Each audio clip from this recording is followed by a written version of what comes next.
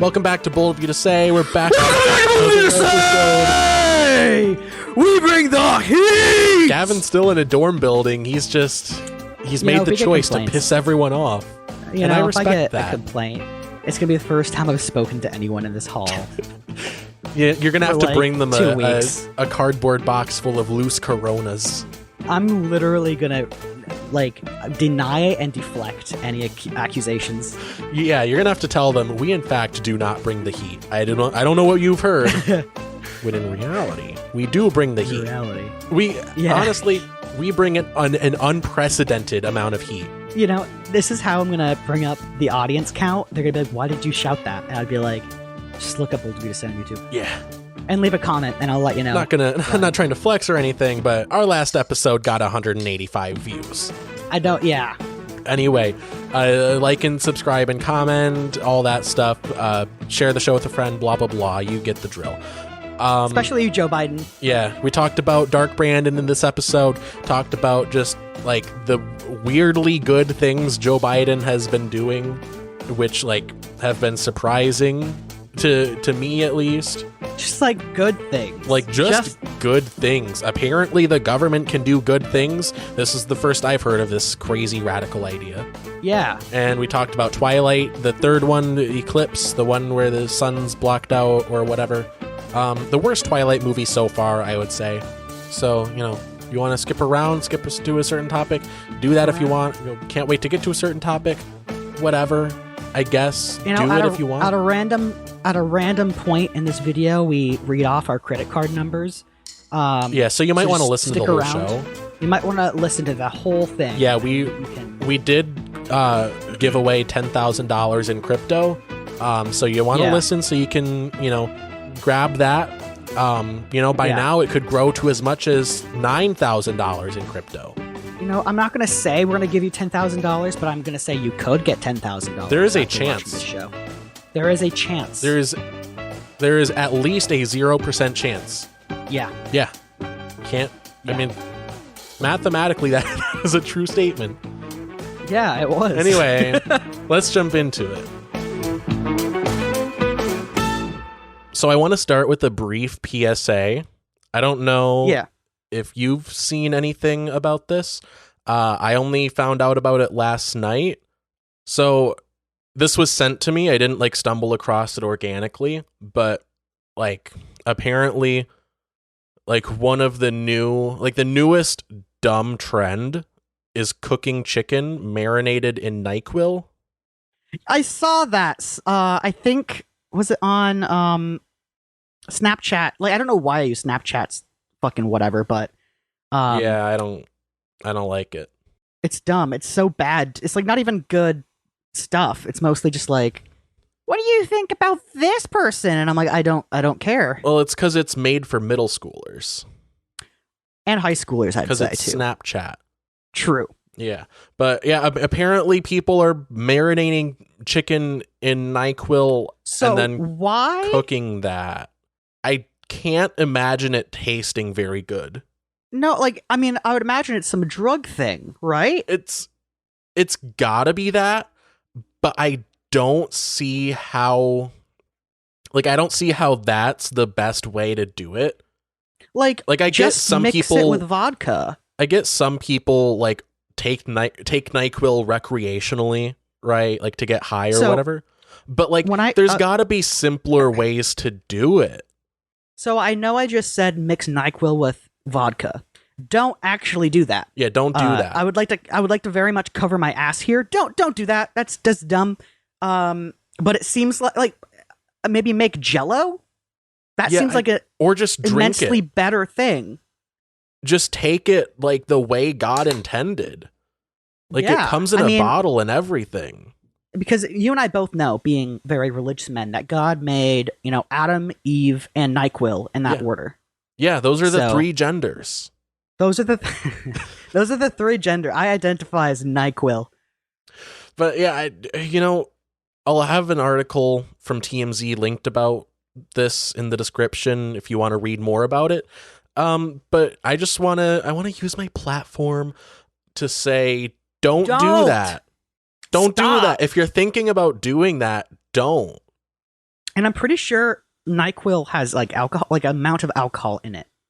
Yeah. So yeah, well, I was reading about it, and apparently, like, once you marinate the chicken, like if you were to like expose that to enough heat to cook the chicken, it would like vaporize the NyQuil, and then you would breathe it in, and it would like literally kill you. Death by chicken, technically, but not in like the way you would expect. It's not like someone didn't make it correct. I mean, okay, obviously someone didn't make it correctly, but it's not like you didn't cook it correctly. It's literally that you burned off chemicals that denatured, and then you inhaled them and died. Yeah, you might as well just like marinate it in lighter fluid. Like at that point, like honestly, like I'll say the same thing that I said in my Shirley Temple stand up and cheer review. You should do something more. Well, I'll change the wording. You should do something more constructive, like eat gum off the sidewalk, than eat chicken marinated in NyQuil. What are you doing? I'm researching this, so because I can see you're like leaned into your laptop. Yeah, so like I have it. So interesting thing I just realized: my computer can do two things at once. It can do Discord and Google. Really? And I can split that must the be one of screen. those advanced features. Man, like it's great. So this thing, the source is Reuters. It says even if you don't eat the chicken, inhaling the medication vapors while cooking could cause high levels of the drug to enter your body. It could also hurt your lungs. It's not the first time the FDA has warned against social media. Of course. Challenges. So it's allegedly a social media challenge. Yeah. Yeah, that's why I say it's the newest dumb challenge. That's so... I'm not insulting chicken this way. That's my bottom line. Yeah. An animal died. An animal fucking died for this. Yeah, that's a waste of good meat. Like, how... Like, I'm not one to get offended easily, but how fucking dare you? Well, not to repeat myself, but there's no way that tastes good. Really? You think, Alex? You think that I know I'm stating the obvious. Might not taste good? Look, I get I'm stating the obvious right now, but that's like within already stating the obvious that you shouldn't marinate chicken in NyQuil, yet here we are. I mean, yeah. I mean, so, like, I've heard of people, like, for instance, myself, cooking chicken with, like, bourbon. Yeah. You know, like... But that's what, like, food. Normal people... Yeah. Like cooking a food in a drink. Like that's valid. But even then, I'm not marinating it in bourbon. Yeah. You know, so, if you want an alternative to NyQuil for your chicken marinade, I suggest like Italian dressing, like Olive Garden Italian dressing. You know, something that's technically edible, something that is a food product and not medicine. Something that's like not a drug. I just don't like what's next? Marinating your chicken in fucking Tide Pods? I guess. Don't do that if you're listening, by the way. Do you think in like 15 years, do you think it'll be like nostalgic and retro to eat Tide Pods again? No. No. Well, like no, I don't, Alex. You know why? Because that would also mean by extension, going to the hospital would also be nostalgic. Yeah. Well, I mean, like, when it comes to like, nostalgic or retro stuff, like the discourse surrounding that is generally like post like 2000s. There's not really much in terms of like nostalgic, like pop culture, you know, because starting around the 2010s ish, it was really big to be like into like the 80s and 90s, like 80s and 90s nostalgia kind of like shaped the 2010s. Yeah. So like, you know, that's caused a lot of people to say there's not really going to be a throwback. You know, in like 2030, like what is the throwback gonna be? The throwback to the 80s? Well, here's my theory on this, because I've actually thought about this. Well, hold on. Can I finish up my thing? So that's all to say that I think the throwback will just be eating Tide Pods. Like, that's all that will be left. You see, I think our generation's in a very interesting situation where we can, like, Google anything from the last 40, 50, fuck it, from the last 100 years. Mm-hmm. We can go back and look at trends and see what was popular back in 1922. Yeah. And so I think not even technically, I just think like, people are finding things online from other decades that they think are cool and bringing them back because we have access to the information. Yeah, and it's not a new thing, to be clear. But there's a lot less like cultural cohesion because we don't listen to radio anymore, so we don't all have like the same general music taste. I mean, maybe like on a road trip, but like, because honestly, if I have a playlist set up, I get kind of bored of the playlist and I want to be surprised by a song that I haven't thought of listening to. Yeah, I mean, so that's sure, why I listen. But in that situation, most people will just like use go spoofy. Use spoofy. Yeah, they'll just use like a Spotify like like I made stole for spoofy you from mix. the Game Grumps, by the way. I just want to point that out. Yeah. Yeah, it's great. I love it. Yeah. But like Spotify like puts together like mixes with like new music and stuff that you like. Tidal does the same thing, and it's like catered and like it's like tailored to your preferences. So it's not like radio where it's just like fucking whatever. Yeah. So like that's what most people will do. And like Grandpa. I get that. I just have a thing against like subscription payment for stuff. Yeah. Except for Paramount Plus. That's it, because it's only because I love Star Trek. That's it. It's only because Star Trek is my thing. And like I tried a free trial of Spotify and I was like, oh, okay, this is pretty cool. And then it ran out and was like, fuck you. And I was like, I won't die without this. Yeah. If I want to listen to a song, I'll either listen I'll either listen to it on YouTube or I'll buy it on iTunes. Yeah, that's fair. Yeah, I don't like how subscription models have taken over so many things. Yeah, it's just a really good money siphon, and I'd prefer just to own the music. Yeah, but the problem is under capitalism, the people selling the stuff don't want to like have you own it. They'd rather you see it with so many things. Let me be clear. I don't like own the Beatles catalog. Yeah, I bought the the Beatles. You buy catalog. a license to download and listen to it, etc., etc. Have the right to be like, oh yeah, Blackbird, that was me. Yeah, unless you have it like. I think we're talking about two different things.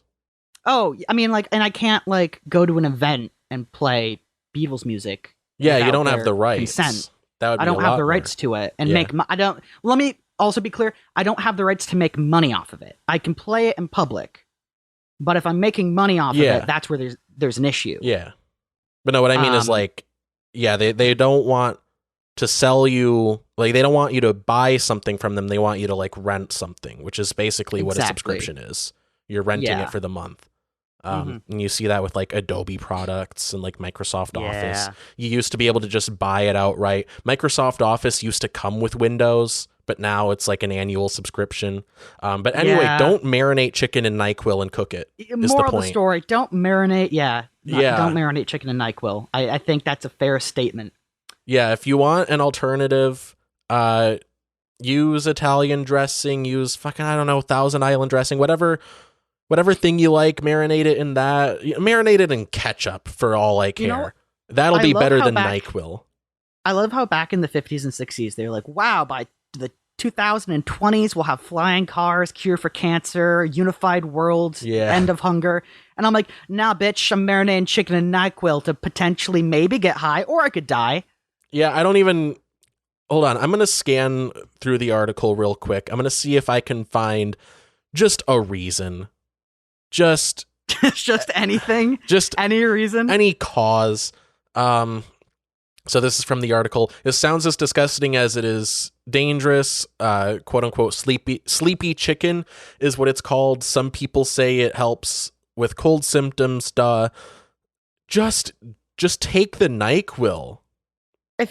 Even if like for some reason you have like an issue with maybe the consistency or the taste of NyQuil, just like mix it with Sprite or something. Yeah. Now this is a TMZ article, so it's mostly pictures, so it's kind of light on information. So maybe I'm missing something. Maybe there's some grand goal that they have. Maybe it tastes great. I don't know, but it's not worth it. I don't like intensely trust TMZ to give me the full tea on this. Yeah. Right? Like it's like when remember when CNN said this was a symbol of white power? Oh yeah, the and by the way, I'm making the OK symbol. Yeah, the OK symbol. And it's funny because like I did this all the time just to like denote to people that like, oh, everything's good, everything's okay. Yeah. I don't know if it was like I don't know if it happened before or after that, but it did actually sort of become a white supremacist like dog whistle for a little bit. I don't think it's used so much anymore. Have you seen the oh god, what is it? It's Malcolm in the Middle. I'm familiar with the show, but I haven't seen it. They in the show, and I'm not sure if this was a thing before this because this is a 90s, early 2000s show, but they had this game where you had to do the OK symbol below the waist, and if someone saw it, then you get to punch them. Yeah, everyone knows about that. I didn't know that was from Malcolm in the Middle. I'm not sure if it is from Malcolm. It might be older than that. Frankly. I don't know. I'm not sure either. But like I don't like it may have been the left trying to weaponize something. I don't know. I don't know, and frankly, I don't fucking care. But definitely the OK hand gesture it's not primarily a white supremacist thing. And if it was like white supremacists used it to say white power, but I don't know, but I would bet money that it came after that CNN article. Yes. I mean, I would agree with that. I think it's kind of like the Let's Go Brandon thing, because like they're not that creative.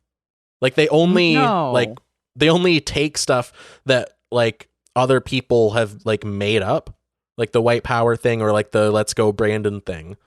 Right. A reporter mistakenly hears "Let's Go Brandon," and then they're like, "Let's use that to say fuck Joe Biden." I don't know, man. Yeah. Anyway, don't marinate chicken in NyQuil. That's the moral of the story. Yeah. Anyway, I do recommend if you can make a good marinade that's actually food, then marinate chicken that way. Yeah, get creative with your recipes, but not that creative. Come on, bro. Come on. Maybe think a little bit more inside the box. You know, there's a reason that the box is there. You can explore outside of it a little bit, but let's just make sure it's food. Let's keep our heads on. If you're like, wow, cinnamon is awesome on chicken, then do that because it's fucking cinnamon. But don't eat a spoonful of cinnamon.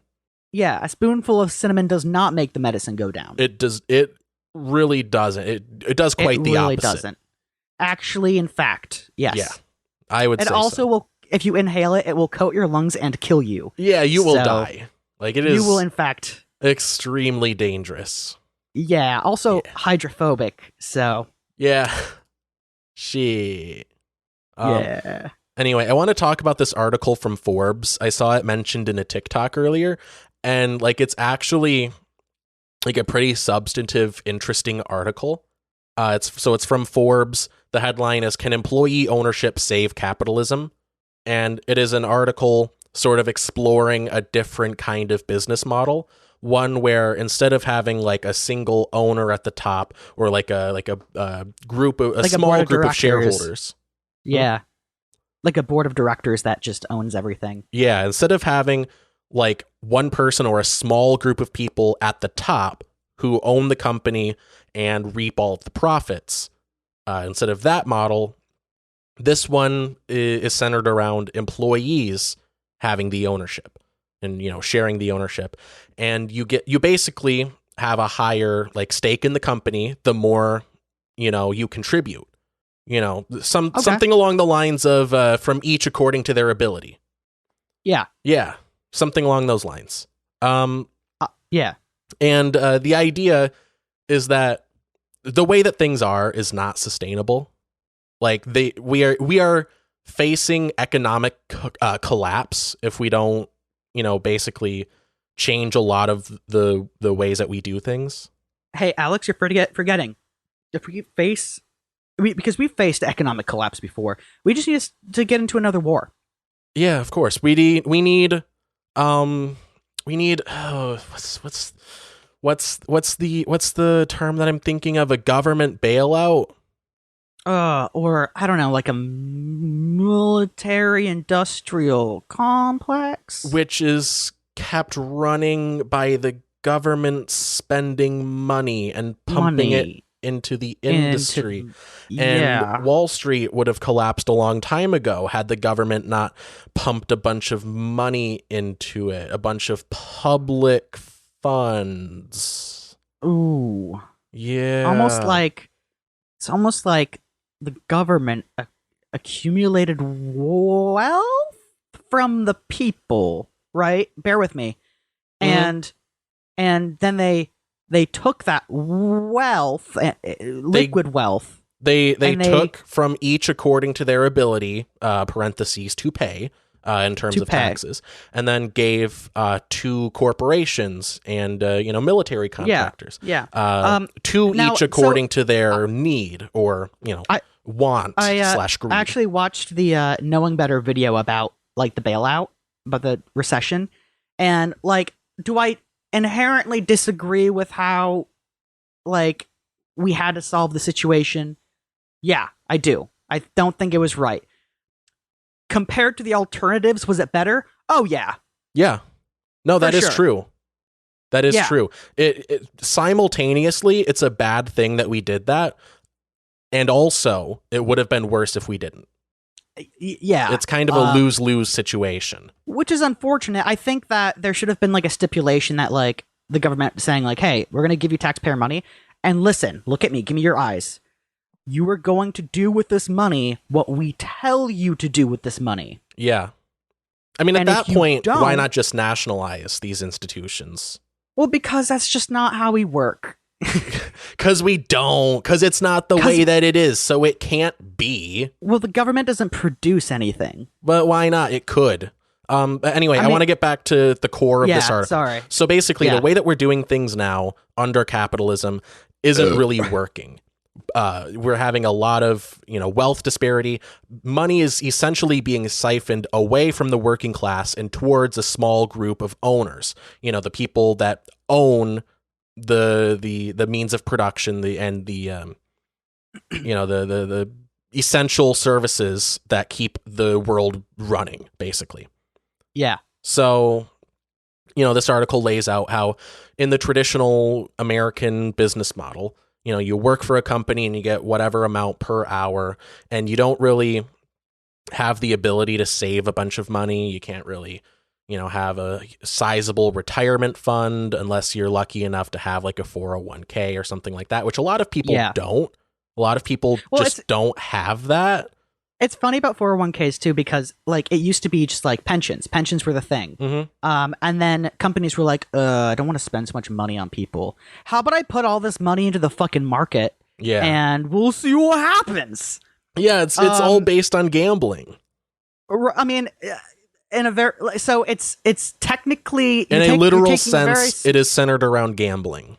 I wouldn't say that, because at least with with gambling, it's like there's a very, very good chance you'll just lose your money. But with, at least with like putting the money into the market, at least the market tends to go up over time. Except for when it doesn't. Except for when it doesn't, but yeah. Well, okay, so what? And at least there are indicators that we can tell. What risk percentage does it have to be to become gambling then? Because that's the distinction you're drawing. 50-50. With gambling, you're likely to lose. With investment, you're likely to make a profit. With investment, you see, even then. What if you invest in a company that's likely to fail? Is that gambling? I mean, it's taking a risk, and I guess in a colloquial sense, yes, that's gambling. But yeah, that's the point that I'm making. But at least there are indicators that are like, if you're a shareholder, you're privy to information about how the business is running, and you can make decisions You can make decisions based on that. I could be good at poker and make decisions based on, the expression on the other guy's face. It's still gambling. But it's different in the sense that, I get what you're saying, but I disagree with what you're saying. I mean, you can split hairs about it, but like you get what I'm getting at, right? In my opinion, there's a completely different context surrounding both of those things. Okay, what I'm getting at is that your retirement shouldn't depend on the chance of the economy continuing to have the line go up or not. You know what I mean? Like if a bunch of bankers fuck up the economy again, like you should still be able to live past 60 is kind of where I'm going with it. So this article from Forbes I lays agree out, with that, yeah. Yeah, I don't think that's a radically socialist take. The idea that you should have money past the age of 65. Yeah, I agree with that. Yeah, and it shouldn't be based on like the chance of a stock going up or down. Like you said, it used to be just pensions, right? So anyway, so this article lays out, the details of this radical, new, unthought of business model where employees they share ownership of the company that they work for. How do they get ownership? I mean, are they just given ownership, or do they pay for it? I don't think it lays out like that, like exact mechanism, like the exact way that they obtain the ownership.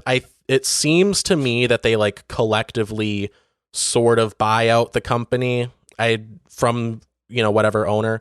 I don't know like the exact minutia of that. But the author interviewed 2 people that are basically experts in this field. And it's a good article. You should definitely check it out if you're interested. Link in description and all that. But I have some snippets from the article that I want to highlight. In talking to the authors, they highlighted the contrast between employee-owned companies and the traditional model of economic growth. The traditional model, they point out, quote, has divided labor and capital. The providers of capital get well rewarded when their investments pay off and absorb the risk if they don't. Everyone else relies on their wages and what they can save. Inequality is built into this model, and some inequality may be necessary to provide incentives for risk-taking. So that part lays out how like the model where like an owner owns a company and you work for them, like the idea of that industry profit or that company profiting while your wages stay the same, like that's kind of that inequality by design. Yeah. And you can say it's good or bad, it's still inequality. Well, and like I agree with like saying from an outside perspective that's inequality. But like in terms of like well, like I said, you can say it's good or bad. I just view it as like that's just how they did it. That's just how it is. Sure. I mean it is. Employees did sign a contract. I'm not saying that they don't deserve the money. That's not. Well, what's the alternative to signing that contract? Quitting and then. Well, then that's not the company's concern. Sure, but then you're a private individual. Then you quit and then. What, you get a job somewhere else or you die in the Presumably. street? You don't really have many options.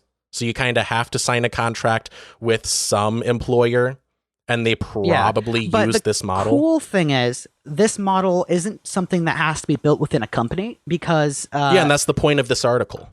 Yeah, you can just... Like penny stocks are a thing. Like you can just keep... Like you can put away however much of your paycheck that you can and then buy stocks in the company. Unless you live paycheck to paycheck and struggle to make ends meet. Of course, but like which a lot of people are in that situation. And the point is that the way that we do it puts people in that situation. This might be very rich white boy of me to say, but who doesn't have 25 cents? What is 25 cents going to get you, though? You can buy 25 cents worth of a stock. And then maybe someday, if you're radically lucky, it'll grow to 75 cents. Like is that the retirement plan? But like over time, that stuff like it grows. May grow to $50. Yeah, but like also that's compounded interest as well. So like that $50 right? Sure. You put that $50 back into buying more stocks. And yeah, sure. If you know how to invest, or you know someone that can help you, if you have the means to do it, sure, it's a great thing to do, but it shouldn't be necessary to survive. Yeah, no, I would agree with that. I mean, you could say, sure, you're living in poverty, but you could always buy a lottery ticket. Like it doesn't really remedy the situation. Alex, come on, that's different. I'm not saying it's the exact same thing, but you get what I'm saying. You could always point to something that someone in poverty could do, but it still doesn't fix the situation. An individual solution is never going to fix a systemic problem. I mean, if a lot of individuals do it, yeah. Sure, I guess. But this is more of a systemic conversation. Yeah. But anyway, so I'm just trying to remember where I am. So the next part, the next snippet from the article, but Corey and John argue that, quote, there's another model that eliminates the problem entirely, talking about the built-in inequality. Once a company has been established, employee ownership enables people to become owners, not through their savings, parentheses, which with wages stagnant in real dollars since the 1970s, are rarely enough to accumulate substantial ownership, parentheses, but through their work. Companies share their ownership with employees as a benefit, and employees earn it through greater commitment and through contributing ideas to help their companies grow. In fact, the data shows decisively that companies owned by employees grow faster and provide vastly more wealth to their employees and communities than those not owned by employees. So, like, not only is it more fair, it's also just better for everyone involved. Yeah, I'd say so. Yeah, and it's I'd agree with that. It's like buying stocks and whatever solution you want to do at an individual level, like that's fine, like for you if you can do that, but like it doesn't change the overall situation. But it's less of a band-aid solution and more of like an actual fix for the issue.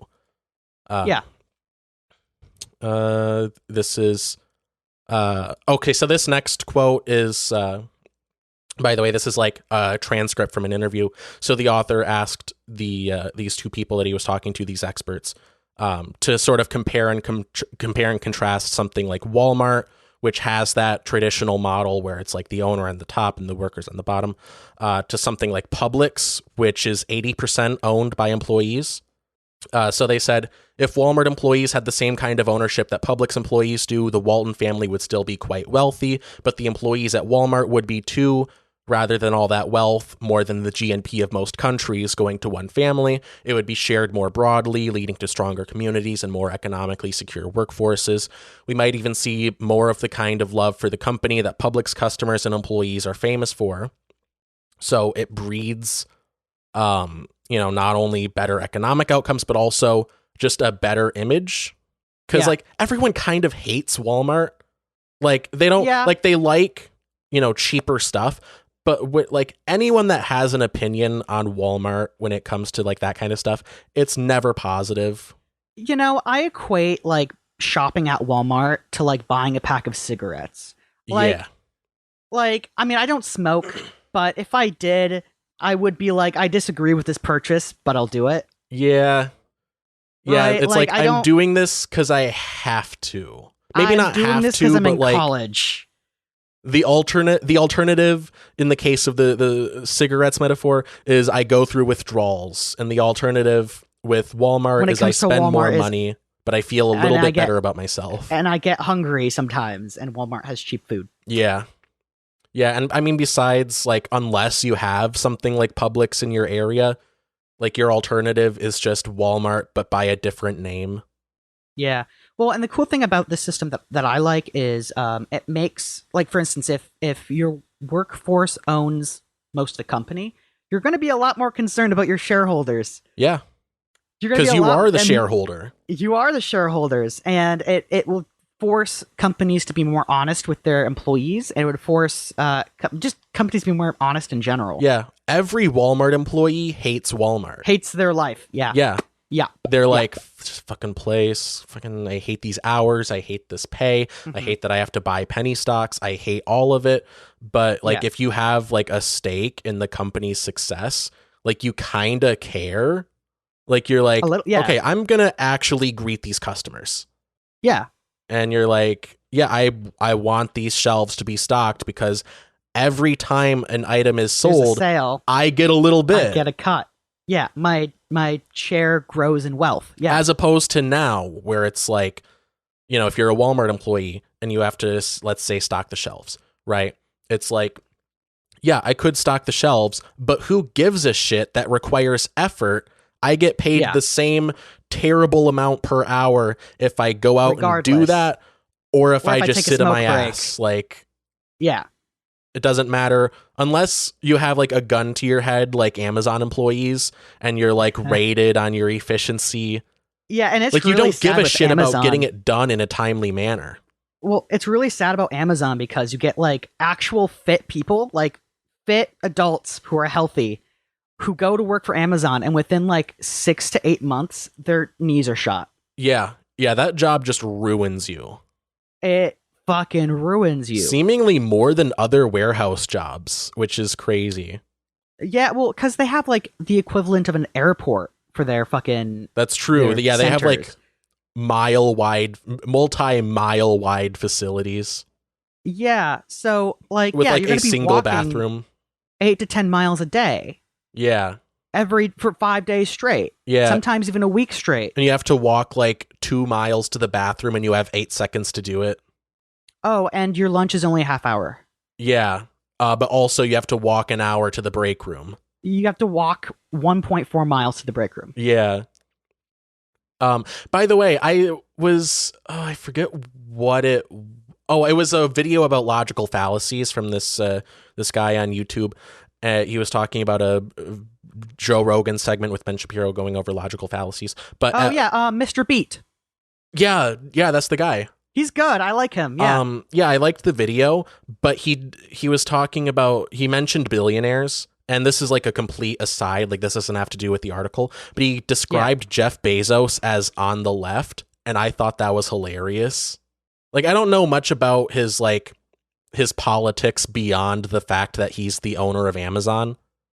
But like, I mean, also I think it's probably prudent for him and his stock shares to remain very he probably believes in whatever sells the best. But on the left for him probably just means he doesn't actively hate gay people. But I just thought that was funny. Yeah. But anyway, so it seems like this is stacking up to be a pretty good business model. And wait, Alex, it's almost like you're saying when people actually participate in capitalism, it works. Well, I'm gonna get to that because what you said is an interesting thing. I'm gonna get to that when I read these, after I read these next couple paragraphs. So this next part is about how like currently companies are mostly just worried about like short-term gains and they don't really think about the long term. So from the article, but public companies as operated today necessarily focus on the very short term to satisfy their investors who are less like real owners than people betting on short term movements in stock prices. The number of public companies has shrunk and many larger companies are choosing to stay private. All of these companies, public and private alike, would be much stronger if they shared ownership with employees widely and in large enough amounts to create a standing interest in the long term. And I noted this exact issue that's described here is why Warner Brothers Discovery is cannibalizing HBO Max. Like I was kind of kicking myself for not mentioning it when we were talking about that. But the big reason that Warner Brothers Discovery was like not giving a shit about, like, let's say putting out the Batgirl movie, which could have made a profit, or like keeping stuff up, keeping the general goodwill that they had with HBO Max. Like the reason that they're willing to throw that all out is because they're not actually concerned with long-term consequences. They're just interested in making their next quarter a bit more profitable than the last one. Yeah, because shareholders like that. Because shareholders like that. But if it it's like people are divesting right now from Netflix, and it's really funny because Netflix's sharehold is like really dropping. Yeah. Especially because you can't just throw money at creativity and expect something good. Exactly. Yeah. That's not how it works. Yeah. But if these companies were owned and run by people that actually give a shit, like they would maintain HBO Max, they would like keep it going because it was very popular. People just liked HBO Max because it just had a lot of good stuff and it was like good for the money. But then they just decided to nuke the entire thing because I think the new CEO of Warner Brothers Discovery was from Discovery. So he kind of didn't want to like work off of the Warner Brothers stuff. He was like, let's just scrap all of it and start over. They're actually going to start over with their streaming stuff. Like that's how much they don't give a shit about like the art or even just the sustainable model. Yeah. And then the last part that I want to read from the article. So this is the author of the article asking this question. People see the economy as increasingly unfair, and that seems to be fueling social distrust and anger. How would employee ownership help? And then the two experts say 2 ways. First, it would lessen wealth insecurity substantially. ESOP participants, which ESOP, hold on, it means, I should have written this down. It's employee something of whatever. Hold on, I'll just Control F. Employee stock ownership plan. Okay. It would lessen wealth insecurity substantially. Employee stock ownership plan participants have about 3 times the retirement assets of employees in companies with other retirement plans, and 50% of private sector workforce is in no plan at all. Insecurity breeds fear and distrust. Second, ESOP companies tend to be very highly participative in their management style. People work with one another across job titles, functions, learning to trust one another, listen, and work together. That helps to build social trust. So basically what we've already laid out, it just makes people care about their workplace. Mm-hmm. So yeah, if I were to sum it up very, very succinctly, if I were to just put it into a few words, it would sound something like this. Guess what? It grows the economy. Benefits everybody. Hurts nobody. So yeah, that's basically it. And this is being pitched as basically a way to save capitalism, which is similar to the New Deal. It is something that basically saves the capitalist system by doing socialism. Well, that's the thing, though, because you own a share in the company, but that doesn't mean you own a part. Like it means you own a part of the company. A part of the company, but you can't just waltz on into a building and say, I'm a shareholder, I own this. You still don't own the means of production. So the next 12 minutes was spent arguing about the semantics of whether or not this is socialism. I was kind of hardline saying that it was socialism. I could have been more nuanced about it. It's still capitalism, but if we were to have the discussion now, I would say it's capitalism, but moving towards socialism. It's one of the most socialist things you can do while still being under capitalism. But anyway, a lot of it was arguing about semantics. I don't know if either of us really knew enough about this particular situation to talk about it that much. We got really into the weeds. So I'll just skip that because it was kind of lengthy, kind of dragged on. But anyway, jury's out on how much this is socialism, how much it's capitalism. I mean, any economic system is going to be somewhere in the middle. We don't have pure capitalism now. I don't know if any place has had pure capitalism before, and I think Gavin would agree with that.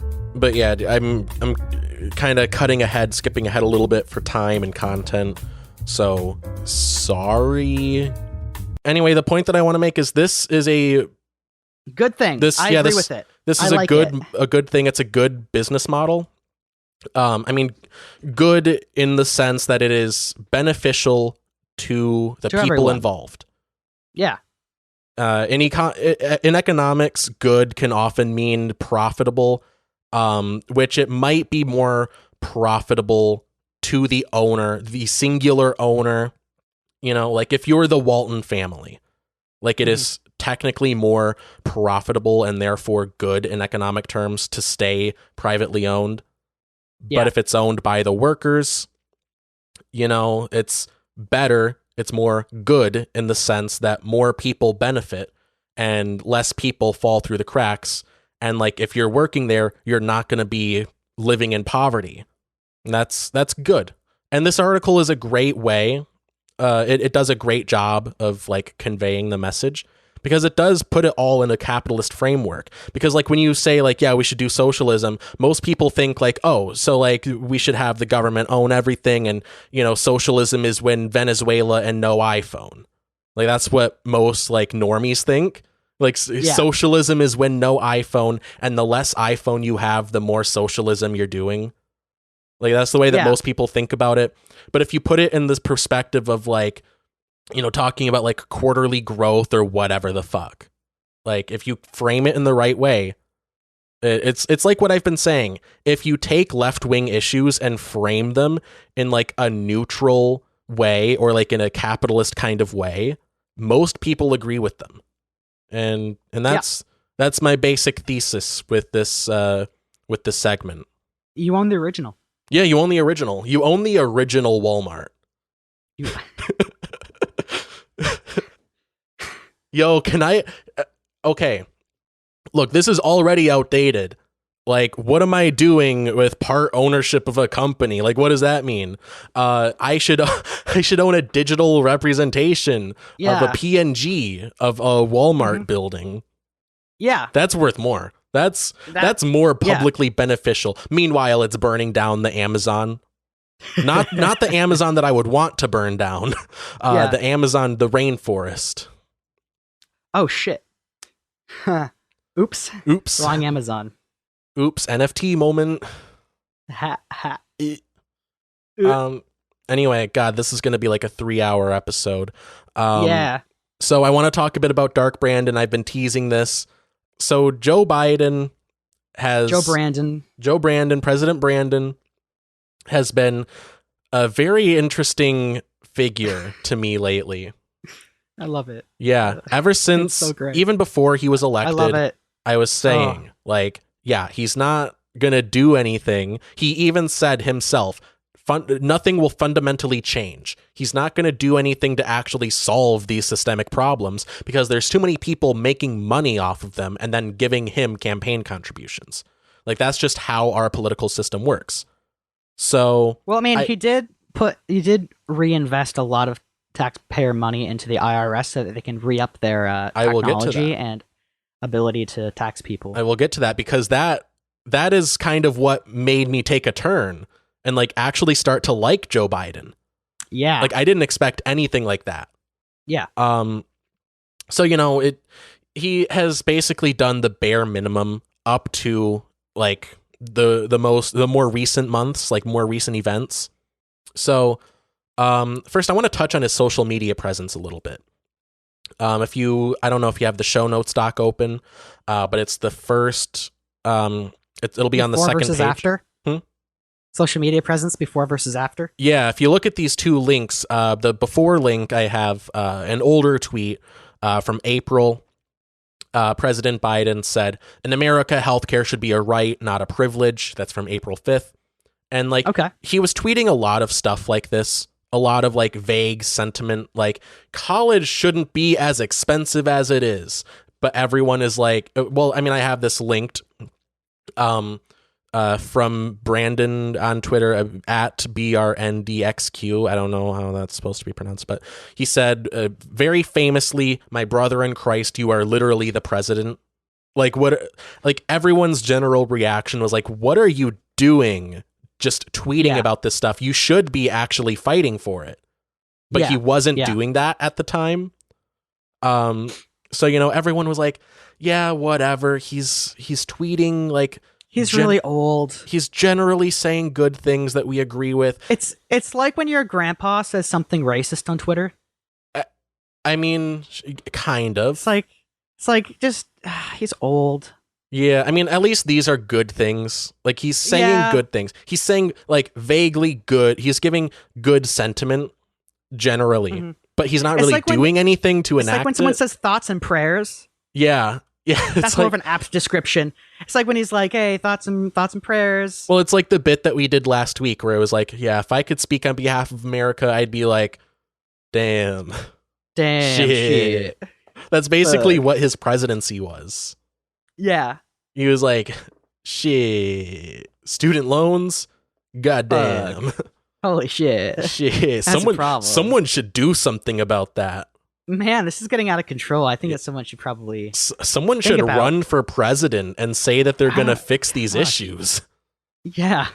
But I don't know what happened, but at some point in the last few months, it's like a switch was flipped. Like I saw someone on Twitter jokingly say, God damn, I'm so glad that they switched Biden from indica to sativa. Because that was like when he started to like go after Republicans and stuff, and he would like go on the offense. But if you click on the after link, this is a tweet from actually just yesterday, September 20th. Can I read it? Yeah. Can I read it?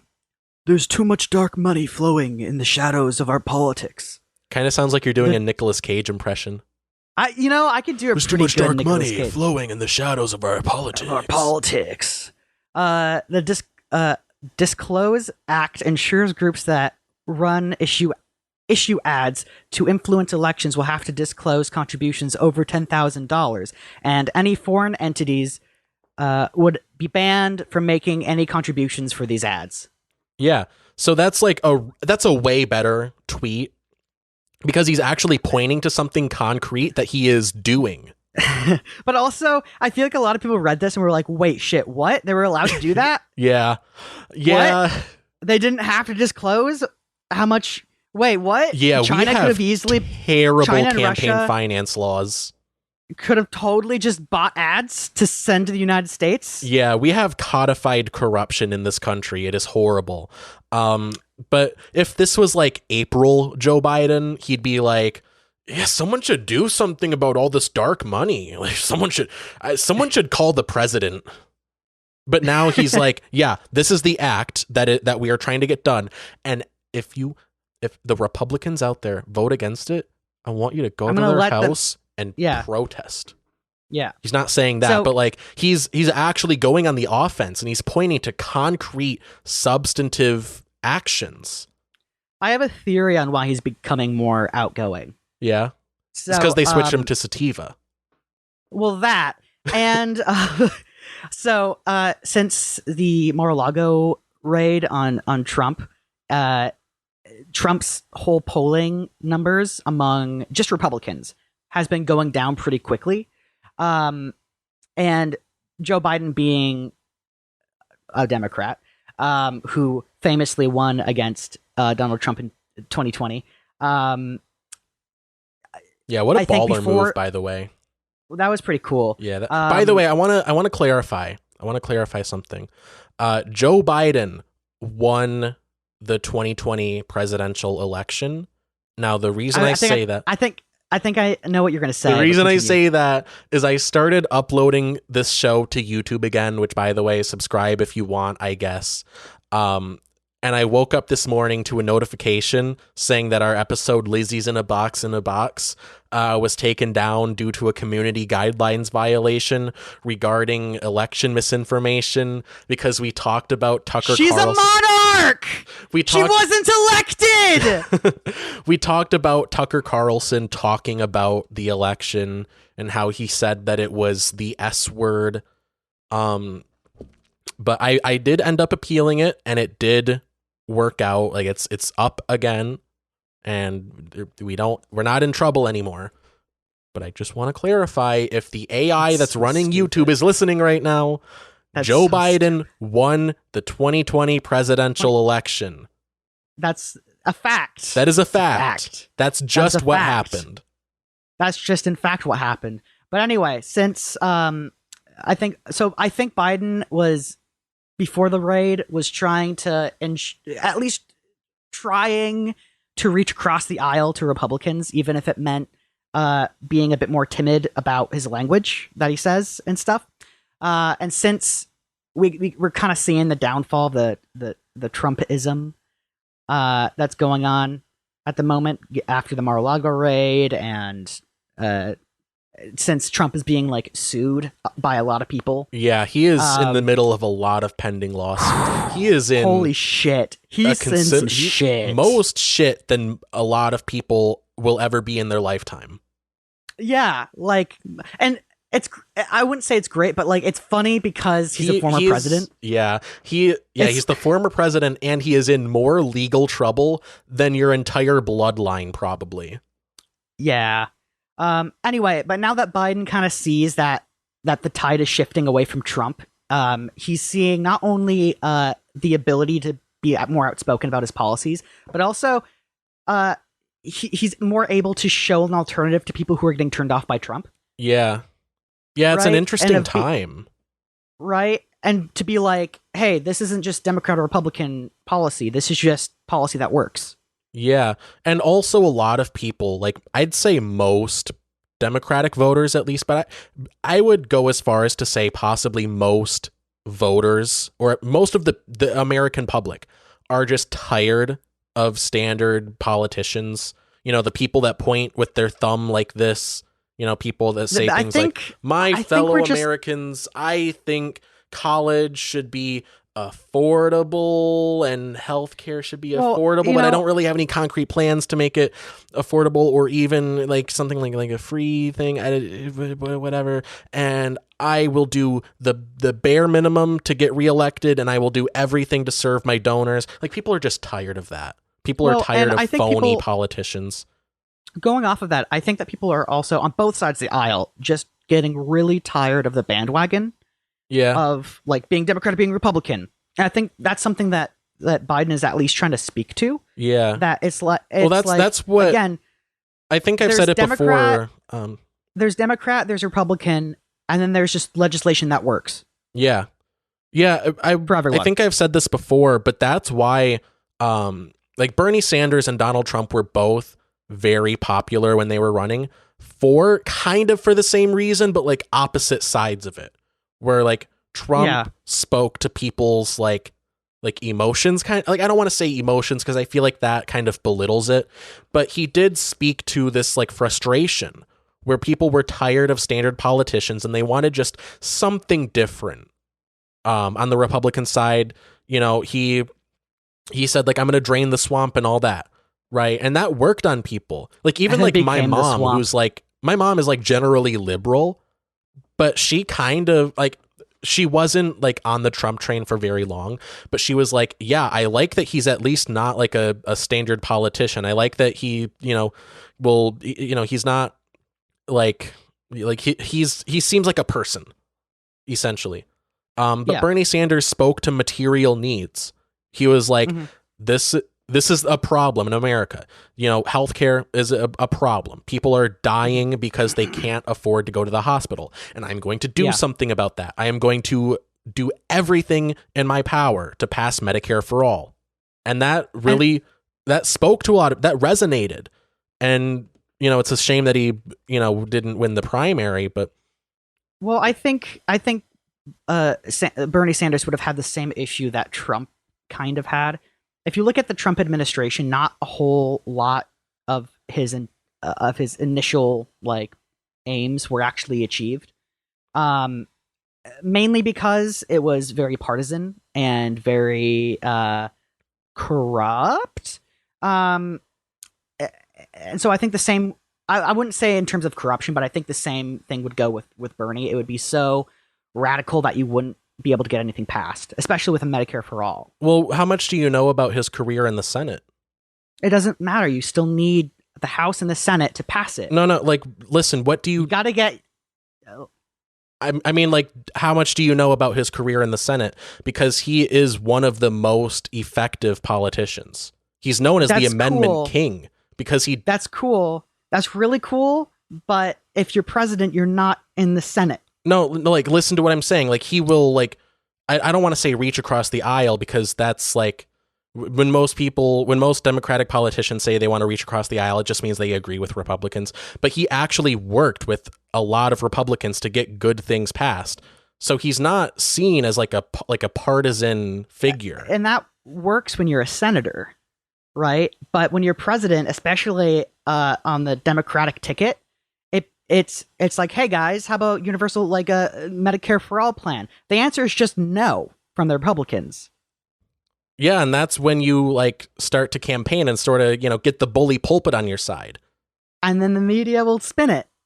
I mean, because they don't like Bernie Sanders, at least on the right side of media. And on the, well, I was going to say the left side, but the Democratic side, they all hate him, which is a big obstacle. And I wish that obstacle wasn't in place. But like, yeah, generally, like, Bernie Sanders spoke to material needs, and he had like concrete plans for the issues that people have. And so that's kind of a bit of what Joe Biden is tapping into right now. He's like doing just good things. Yeah. Well, also stuff that's like this. Like, for instance, when you look at grows the economy. Stuff like benefits everybody. Stuff that benefits everybody. Hurts stuff nobody. That hurts nobody. Exactly. But if you look at the original Build Back Better plan versus what it is now, it's very much watered down, mainly because he had to make some concessions to Republicans. Yeah. Again, better than nothing. That sucks. I agree. Better than nothing, right? Yeah, but that's what sucks, and it's better than nothing. Yeah, but that's just kind of what I mean. I don't think, like, Medicare for all is pretty in itself kind of clear cut. You can't have Medicare for all, but except for these people. You can't. It's hard to make concessions with a Medicare for all plan. Yeah. Well, concessions with the Medicare for all plan would end up being a public option. That's why I would prefer a politician that advocates for Medicare for all, because even if you do get something like a public option, at least you like tried. Like, a public option is better than nothing, but you shouldn't go in asking for better than nothing. That's where I come from on that. But anyway, back to Joe Biden. So he's actually been enacting good policy, which, like, there are flaws with it. I am definitely not a Joe Brandon sycophant. Like, I will not like just 100% defend everything he does, but I'll give him credit. I'll give credit where credit is due. Same. So like with the student loans thing, it's good. It's definitely better than nothing. It's honestly, I would have expected a lot less. So he forgave $10,000 worth of outstanding student loans, federal loans. So this is money that was already paid to institutions. This was already paid to the universities. This was just debt owed to the federal government. So he just forgave 10,000 of that per student. And if you got a Pell Grant, which, if you're lower income, you probably got one of those if you went to college, then it ups it to 20,000, which is amazing. That's good. I mean, I would have liked it to be better, but that's a good thing. It's more than I would expect from Joe Biden. And the only person that I see talk about this is Kyle Kulinski, but another part of that is it then caps your payments at 5% of your income. Yep. Which is another great thing. It was 10. It was 10% of your income. Yeah. It's great, isn't it? It's great. It's pretty cool. Yeah. Honestly, like, I'm kind of shocked and I'm floored by these good things. Because I'm glad that it's happening. But part of me is like, what's going on here? Like, what do the corporations gain? Like, what's the ulterior motive? Yeah. Like, normally when they do something like this, it's like, the middle class, you get whatever amount of tax breaks, but the corporations get tax breaks and theirs last forever, but yours sunset after a year. Like, it's usually stuff like that, but this just seems to be good things. I mean, yeah, I would agree with you. Yeah. Yeah. Yeah. And the thing is, I want to say something else too. Yeah.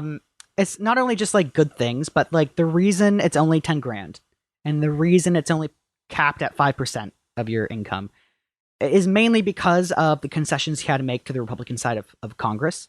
And the thing I'm trying to get at is, even if the Republicans are like, yeah, we talked it down, Joe Biden still accomplished something that helped everyone. Yeah. Like, I mean, and it's weird that you would like tout that as an accomplishment, that you talked that down. Like, yeah, I got less of a good thing done for you, the voter base.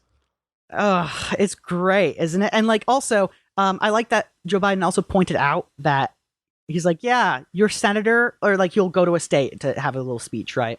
I'll be like, yeah, it's funny that your senator is saying how awesome this student loan forgiveness thing is, because they didn't vote for it. Yeah, that is awesome. I love that he's actually like taking off the kid gloves.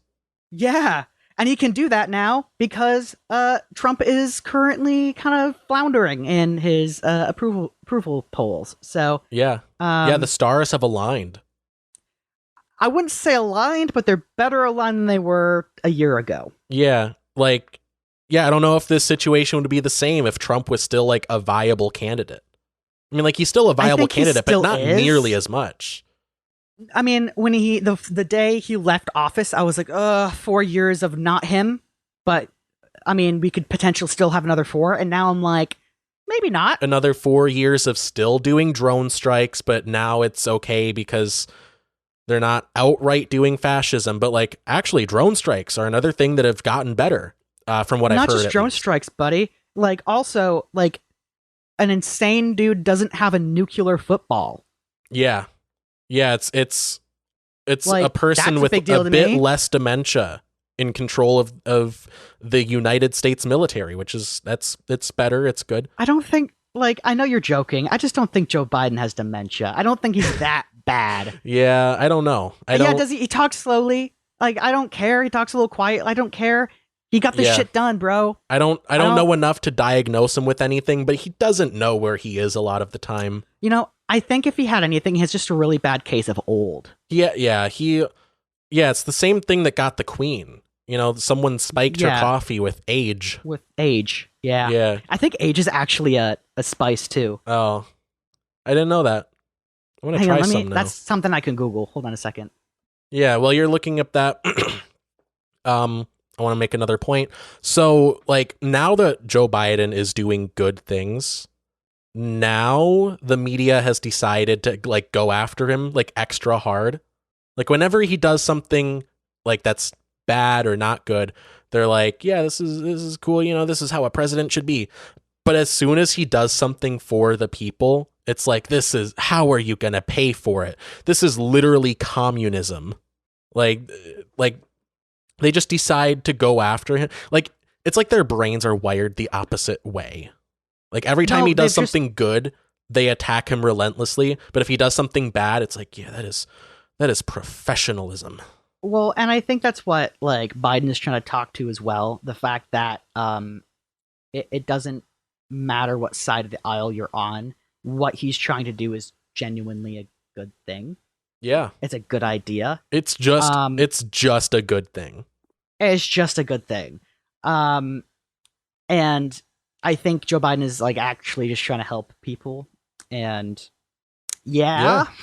and it's funny now when they're like, this is socialism. It's like, okay, would you like the alternative then? Like, not getting $10,000 taken off your bill? Yeah, no, I want to owe more money. Yeah. To the government. You'd think it would be more. You'd think it would be more, like, bad in their worldview to owe money to the government, because then you're giving money to the government, which is evil and awful. Except for when we do drone strikes. You know, this reminds me of the opposite of what, like, Trump did, which is like, so, like, with this, at least it's a good thing that they're trying to put a bad spin on. But with Trump, it was like a bad thing that he'd try to put a good spin on. Yeah. Right? Like, remember when there was a whole government shutdown over Christmas? And he was just like, oh, I'm giving him Christmas off. Yeah. Why don't we just shut down the government every Christmas? It's like, hey, dickhead, you know they're not getting paid, right? Yeah. Yeah, it's like with the railroad strike, which we'll get to later. More on that later. But it's like, yeah, we're giving you more time off, unpaid. But hey, we're giving you more time it's only off. like a day. I mean, it's they something, got one. but like, my understanding is they got one paid day off, and then the companies were like, okay, we'll go less hard on you if you take a few days off unpaid, but we'll go less hard on you if you like go to the doctor. More on that later. But yeah, like people are going after him for the student loans thing, saying that it's like unfair to people that already paid their loans, which, yeah, tough shit. I thought in your worldview, life wasn't supposed to be fair. I look at the democracy that we have kind of spreading around the world, and I just think it's really unfair to the people who, stormed the beaches of Normandy, who actually had to fight for it. I think we should have to like start fascism again. Yeah, they should have died in vain. Yeah, it's just unfair. I didn't do anything for this democracy. Yeah, everyone should suffer. They just want you to suffer. They want you to be in pain. Yeah. Yeah, so life isn't supposed to be fair. Life isn't fair. Avocado toast and millennials, they want safe spaces. Life isn't fair. Tough shit, libtard. But then when it comes to student loans, like, no, it should be fair. Everyone should have to owe an insurmountable amount of money to the government. I like how it's like life isn't fair, libtard, until it's like I want to leave NATO because it's not fair to America. Yeah. We need to have more of the world's wealth. Yeah. But like, I want to give credit to Biden for actually pushing back on the whole, like, it's not fair thing. I want to play this short clip. It's about 27 seconds. It's like, it appears to be as he's like leaving a press conference. Jamie, roll the tape. Unfair to people who paid their student loans or chose not to take out loans? Is it fair to people who, in fact, do not own multi-billion-dollar businesses if you want these guys to give them all a tax break? Is that fair? What do you think? It's great. What about people who paid their loans, though, struggle to pay their loans, and now others don't have to? Yeah, see, the guy kind of, at the end, I want to point out, at the end, the guy kind of gives the game away. Oh, hold on. The next thing is autoplay. What is that? Then learning. I got it close. Yeah, I want to point out, like, hold on, I want to roll that back again. Hold on. I want to emphasize it, and also I forgot exactly how he worded it. Great, fucking ad. Hold on, I gotta wait for the St. Jude ad to finish playing. I remembered what he said. Oh, what did he say? He said, "Is it fair that multi-billionaires get tax cuts when everyone else has to pay their fair share?" Oh no, not what Joe Biden said. What the reporter said, in the last couple seconds. Oh yeah, no, the reporter said, "Is it fair that people are getting money taken off their student loan when other people had to suffer to pay off their loans?" Hold on. What about people who paid their loans, though, struggle to pay their loans, and now others don't have to? Yeah, see, what about people that struggled to pay their loans, but now others don't have to? In a normal person's brain, that would be... Shit. Fucking auto-playing. Yeah, what about those who suffered to preserve democracy in Europe, and now I don't have to? Yeah, like, the phrase, like, I did X so you don't have to? Like, that's always a positive. Like, in a normal person's mind, I did whatever bad thing so you don't have to is a positive. It's never like people on YouTube will put out a video that's like, I watched whatever bad movie so you don't have to. Yeah. It's never, they're never saying like, I watched this so you deserve to suffer like I did. No, it's like, things can be better is the point. Also, I wonder where all this money is going. Like, it's not like you're like, I mean, yeah, you're paying for your education, but like, how much did that cost for the school to procure? Yeah, these institutions are making a bunch of money. But the thing is, the institutions, the universities already made their money. Like, that money is theirs. Yeah. This is money that was owed back to the government. Yeah, by the individual. Yeah, so it's not even, like, no universities are suffering as a result of this. And by the way, the people who voted against this also got, like, a bunch of government kickbacks for COVID relief. So don't fucking cry to me Yeah, I wanted to mention that. Cry to me. Yeah, I wanted to mention that. Like, whoever they have running the White House Twitter account is doing an amazing job. Oh, dude, it's great. Like a few weeks ago when like this all first started happening, like all of these conservatives were rallying against the loan forgiveness. Yeah. The White House Twitter account would just quote tweet them. And, you know, whatever, under a clip of Marjorie Taylor Greene being like, this isn't fair to whatever and blah, blah, blah. They would just quote tweet it and say, actually, I have it right here. The White House simply just in a Chad way said, Congresswoman Marjorie Taylor Greene had $183,504 in PPP loans forgiven. Did you hear? No sass, no nothing, just very matter of fact. That's just a fact. That is the amount of money that this person had forgiven in federal loans. Yep. Yeah. Yep. It's such a baller move. I also want to point out after that, I'm not sure if it was this specific tweet, but like some Republican talking head responded, like whoever's in charge of the White House Twitter account, who put this person in charge of the White House Twitter account? And the White House Twitter account responded, your mom. Nice. That is so awesome. Fuck yeah. That's I love great. That. Yeah. Yeah. What a great job they're doing. It's great. Fucking baller move, man. Yeah. I don't remember who said it, but one of the like conservatives that they did this to was like, actually these loans were meant to be forgiven. And then like, I don't know who said, I wish I had it in front of me, but someone responded to that with like, you mean like a handout? You mean like some kind of a government like a handout? Which you say that you're against? Yeah. Yeah. Yeah. You know, they always... The emperor has no clothes, Alex. Yeah. They always say like... Doesn't. They always say like, you criticize capitalism, yet you own an iPhone. And they think they got you. But this is like that, but like for real. Mm-hmm. Like you criticize government handouts, yet you are a top beneficiary of a massive government handout program. In fact. It's great. Yeah.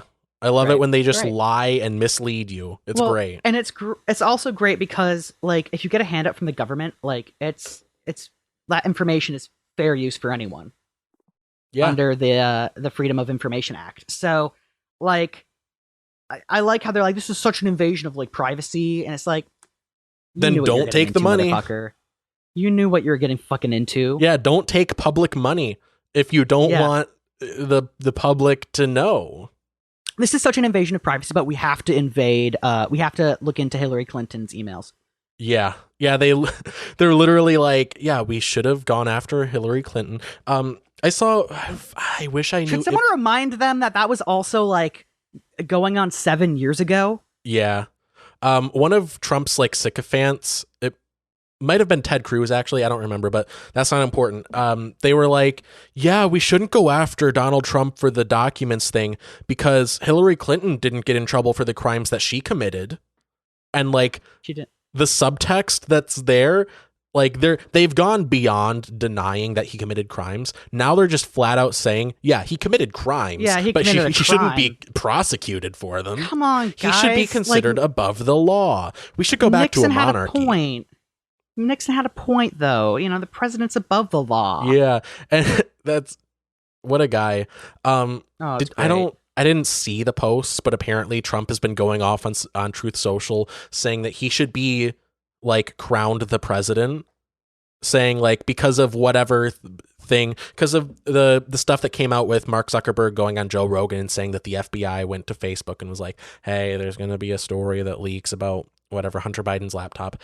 And so they silenced that. Now he's saying that since that was silenced, he would have won the election had that not had that not been covered up. He's saying that since he might have won had that not happened, he should be reinstated as president or do over the election. Like immediately, like right now. Yeah, just right now. Yeah, before lunch. Can we just redo the election real quick? Yeah, just one more time. Yeah, one more time. Yeah, can we run that again? Hold on. Can we get a fifth recount? Can we get a fifth recount? But like all the ones that say Biden or are straight Democrat, just don't count those. Yeah, we can, look. We got to make it illegal to be a Democrat. Yeah. Yeah, they're like one step away from actually doing that. It's great. Actually, though, like they are one step like, away from just saying it should be illegal to be a Democrat. Like, yeah. But anyway, moving on from the more like economic stuff, I kind of want to talk about this Chad moment that Brandon had when he was like talking about like the Second Amendment. He was talking about how he wants to like do an assault weapons ban, which awesome. Yeah. Based. Good. Cool. I agree with that. And I want to play a little bit of his speech regarding that. I might add, the Second Amendment from the day it was passed limited the type of people who could own a gun and what type of weapon you could own. You couldn't buy a cannon. Those who say the blood of patriots, you know, and all the stuff about how we're going to have to move against the government. Well, the tree of liberty is not water with the blood of patriots. What's happened is that there never been, if you want to think you need to have weapons to take on the government, you need F-15s and maybe some nuclear weapons. The point is, there's always been the ability to rationally limit the type of weapon that can be owned and who can own it. Yeah, so that's great. I don't know if I've specifically said this on this show before, but I know a lot of people have said this, and I agree with it. The rationale for the Second Amendment being like, oh, we got to be able to stop government tyranny. It's like, what, are you saying that you want to overthrow the government? Like, I mean, it's fine if that's what you want, but just admit it. Like, admit that you want to do terrorism if that's what you want to do.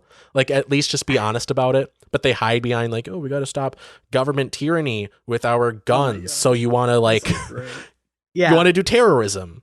That's what you want to use violence to pass a political agenda. That's by definition terrorism. Technically a coup. Yeah.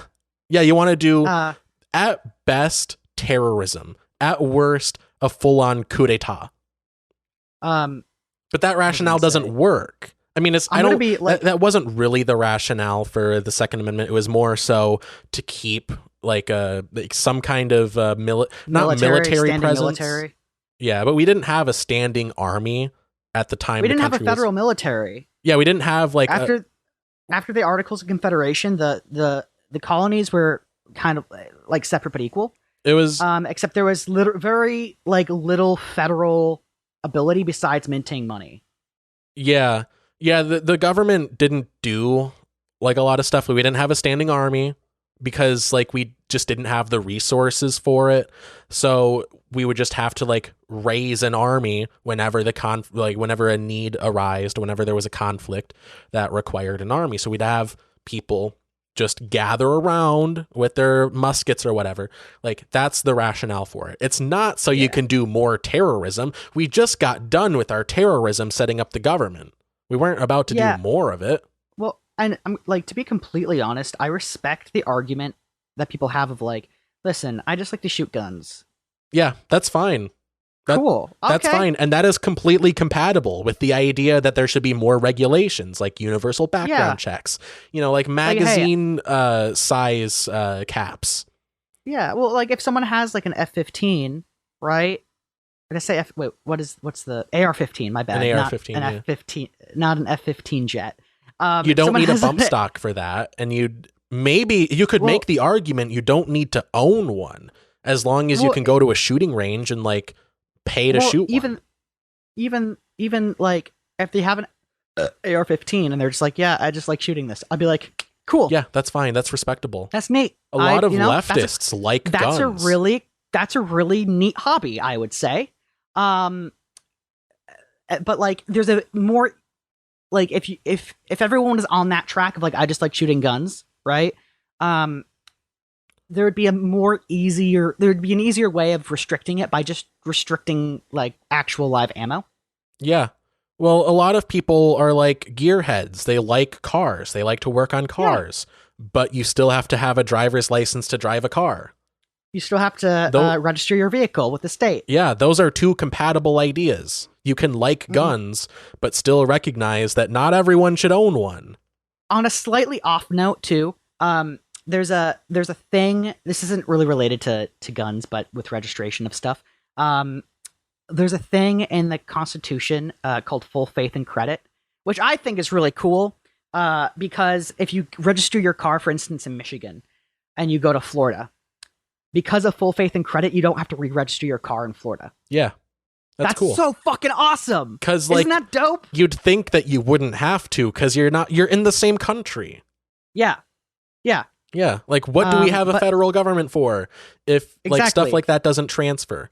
But also that's also what passed gay marriage too. Because if you got married in a state that allowed gay marriage and went to Texas, for instance, which isn't a fan of them gays. I didn't know that was the rationale for it. That was the rationale with the Supreme Court. They were like, no, full faith and credit. Yeah. They got married in Connecticut. That's interesting. So was that the case in 2015 when they like legalized gay marriage, or is that a different? I think it may have been a bit more complicated than that, but from like what I know, it's just because you can't have a legal marriage license in Connecticut and then not have that be respected in another state. Yeah, because like I could see because there are a lot of legal implications with that. So like if for instance, if your partner got sick in Connecticut and you were a gay couple, you could go visit them in the hospital. But if your gay partner, let's say you're married in Connecticut, go to Texas and they get sick and they go to the hospital, you can be barred from seeing your partner. Yeah. But because of full faith and credit now, their marriage certificate has to be respected. Yeah. So I could see that being like a rationale for like an earlier case that's like, hey, if you get married in Connecticut, you have to have that marriage be recognized in Texas. But like the only reason I ask is because like that sounds like a separate issue from saying like it should, like, you can't have Texas make you not allowed to get gay married there. Because like it's kind of like two separate things. Like getting married in Connecticut, having that marriage recognized in Texas is different from getting gay married in Texas. So like that's the only reason I ask. But well, like if that's the rationale, that's interesting. I didn't know that. Yeah, I mean, that was for marriage licenses, but because like a state like Texas would have to recognize that, it would also mean that the state would have to be able to issue it. Yeah. But anyway, not to get too derailed, I want to get back to the Second Amendment thing. So yeah, that's all to say, the rationale that most people think of for the Second Amendment, one, it's not really true. That's not what they had in mind when they wrote the Second Amendment, but also it doesn't apply in this day and age because the level of weaponry that you would need to have to take on the United States military, it would be like a world-ending level of weaponry. Like you would have to be like, hey, I have a Death Star. Yeah, you'd have to have a Death Star to be able to take on the Death government. Star. America, give up. Anything short of like the Death Star or like just a straight up like Voldemort, a Starship Enterprise. Anything short of Voldemort's magic wand. Yeah. Anything short of the ability to explode someone's head with your mind. Like you're not going to win. Like you're not going to stand a chance. Let me put this in another view. And this kind of applies both ways with countries, but like not even like the countries of China and Russia could like get America to not be a thing anymore. Yeah. Yeah, we have like this is a pretty commonly cited statistic, but we have the world's largest military. Not only that, but also we have we do? Wait, America? Yeah, and a little known fact. Really? Wow. But not only is America has the largest. Oh, okay. Yeah, I know. Not only is it the biggest in the world. Wow, I didn't know that. But it's also bigger than the next 5 nations combined. So we could have a fraction of our military and still be the strongest military force in the world. Yeah. Isn't that pretty cool? We could. Well, and what's pretty cool is like, and I know you're probably gonna hop on me for this, but like, how benevolent our military is generally, and at least with like, just hear me out. I mean, you're exactly right. We spread democracy. I don't know what you're talking about. Like, of course it's benevolent.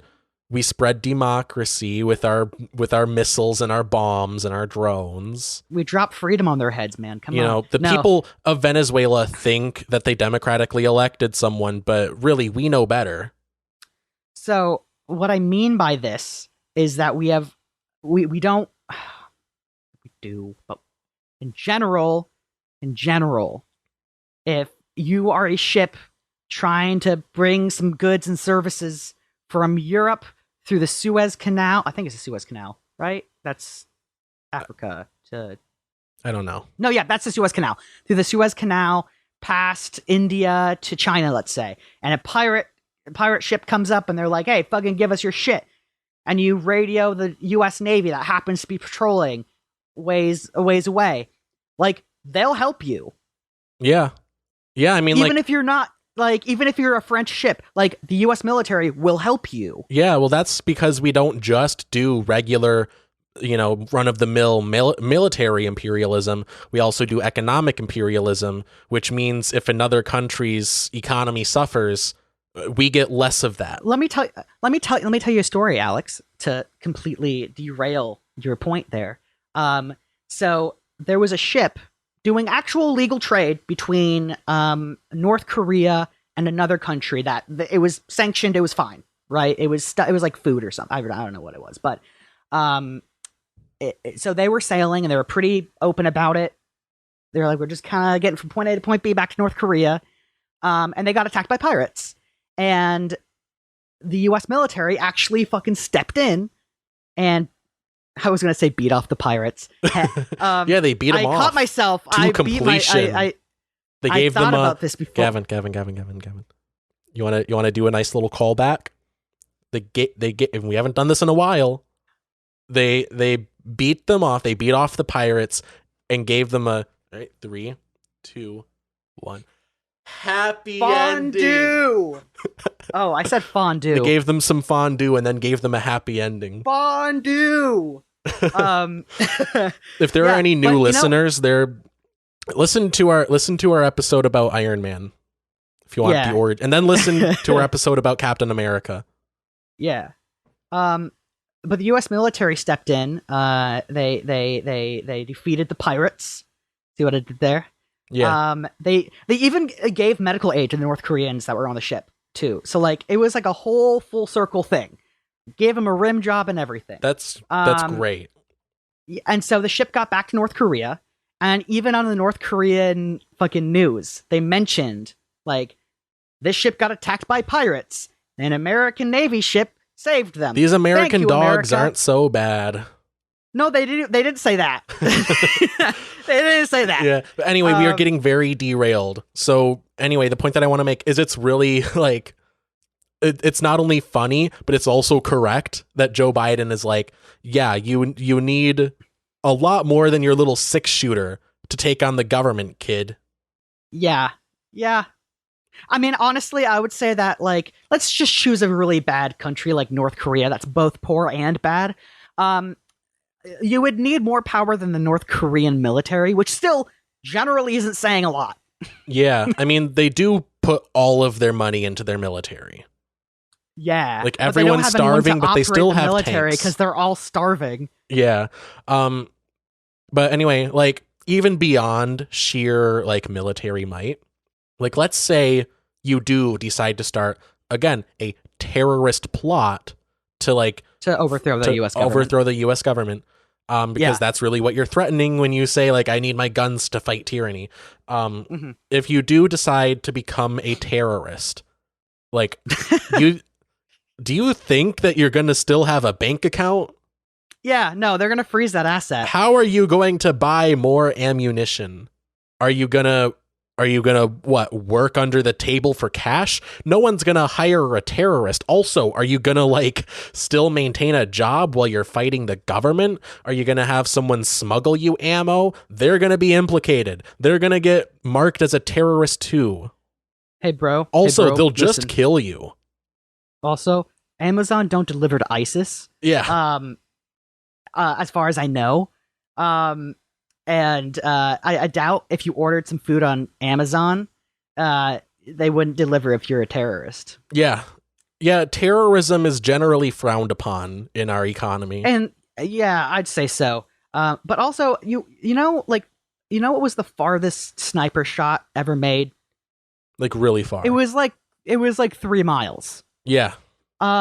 If listen, I don't know how trained some private individuals are, but if you can't shoot someone and dead ass hit them in the head with a bullet from 3 miles away with your AR-15, I'm sorry, but you're fucked. They'll just use that like microwave gun that they use on protesters. Microwave gun? Yeah, there's this you mean like the sound gun? No, that's a separate thing. They'll use both. Fuck it. That's a little fucked. That's a little fucked up. Yeah, I think it's used.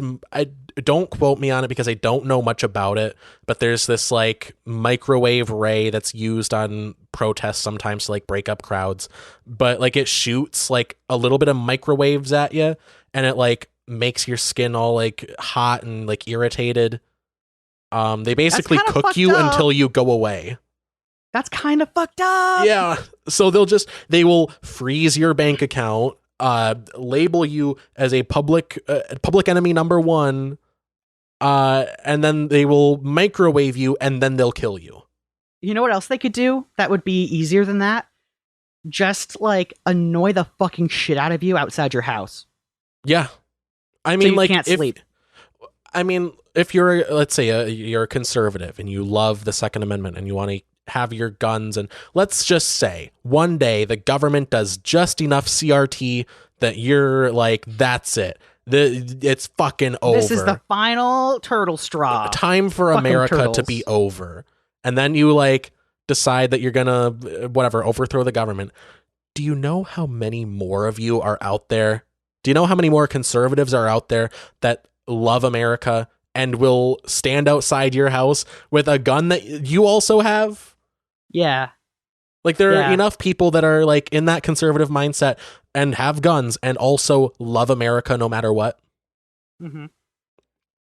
Like it's just it's not realistic. I feel like I'm explaining to a child why they can't You are actually explaining the obvious. I feel like this is the equivalent. I feel like I'm explaining to a child why they can't be like a fairy princess. This is like explaining in depth why 2 + 2 = 4. Yeah. Haley told me about, there's this kid, it was at like a kindergarten graduation, I think in one of her sister's classes, and they asked like what you want to be when you grow up, and this kid was like, I want to be a yellow Jeep. I feel like I'm explaining why that kid can't be a yellow Jeep. That's what I feel like I'm doing right now. No. You know what? You know what it feels like, Gavin? You know what it feels like? Continue. I feel like I'm taking crazy pills! That's what I feel like. I think they misheard the kid. I think what he said was, I want to be a part of the Mujahideen. Yeah, our brave Mujahideen, whom this film is dedicated to. Which the U.S. military paid to fight off the Russians in Afghanistan. Yeah. If I could just speak for the Mujahideen, I would say, damn. He didn't say yellow Jeep. I'd say, he said Mujahideen. Shit. Damn. Dude. The Taliban controls Afghanistan now. Yeah, that's wild. If I could speak for the Taliban, I would say, shit. Shit. Damn. Anyway, moving on. This is going to be a 4-hour episode. Let's see. I already opened that. Yeah, as I mentioned before, Joe Biden and his administration at large Brandon. Yeah, Joe Brandon, President Brandon is actually going after Republicans. So rightly so. So after watering down the Build Back Better plan, after taking out most of the good things, but also after actually doing something. Yeah, actually doing something that would be better than nothing. Let's be honest. It would be better than just letting our economy crumble and collapse. Which it still might, who knows? But after passing the Inflation Reduction Act, which is better than doing nothing. It's better that we have that than if we didn't, at the very least. Mm-hmm. So every conservative has been going after it, calling it like CRT and communism, you know, the standard stuff. Even though it has nothing to do with race. Yeah, even though it's like literally nothing to do with literally race. nothing, they'll still find a way to call it CRT. Yeah, they're like going after it. Republicans are campaigning on repealing it. They're like, my fellow Americans, I will hold on. Oh, I'm on that page. My fellow Americans, I will campaign on making your life worse. Life actually worse. Yeah, you will suffer under my rule. I want you to suffer and die. I hate you.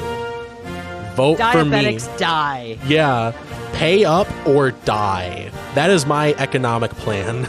Actually, I want to increase the price of insulin. Yeah. Martin Shkreli didn't make enough money. No, actually, I'm going to pardon Martin Shkreli. I'm going to pardon him and make him... I am going to extract Martin Shkreli's DNA, and I'm going to clone 10,000 more of him, because that is who we need in this world, not people that are just trying to get by. Not any of you plebeians. No, we need more Martin Shkrelis out in the world ripping off suckers like you, because I hate you. Vote for me. I'm going to pardon Martin Shkreli. No, keep it going. Okay. All right. My fellow Americans, I'm going to repeal the thing that's been objectively helping you, increase the price of insulin, pardon Martin Shkreli, and make him the Secretary of Defense. I'm going to step down as president and appoint Martin Shkreli to the Supreme Court, to every seat in Congress, and as president. He can't be president because he's been accused. I'm going to put Martin Shkreli in every seat in Congress, have him pass an amendment that says that I thought it was over. That not only can he be president, but he is the only American eligible to be president. While also being a felon. Yeah. So anyway, President Biden is actually... Anyway, don't marinate chicken in NyQuil. Yeah. So anyway, it's getting all this pushback, but Joe Biden isn't like just laying there and taking it. He's actually fighting back. He's pushing back on it. And this is a tweet from September 18th. I recently signed into law a major investment in lowering costs for families. Already, the Republican leader in the House has said his number one economic priority is repealing it, not bringing down kitchen table costs, repealing the Inflation Reduction Act. Not helping you.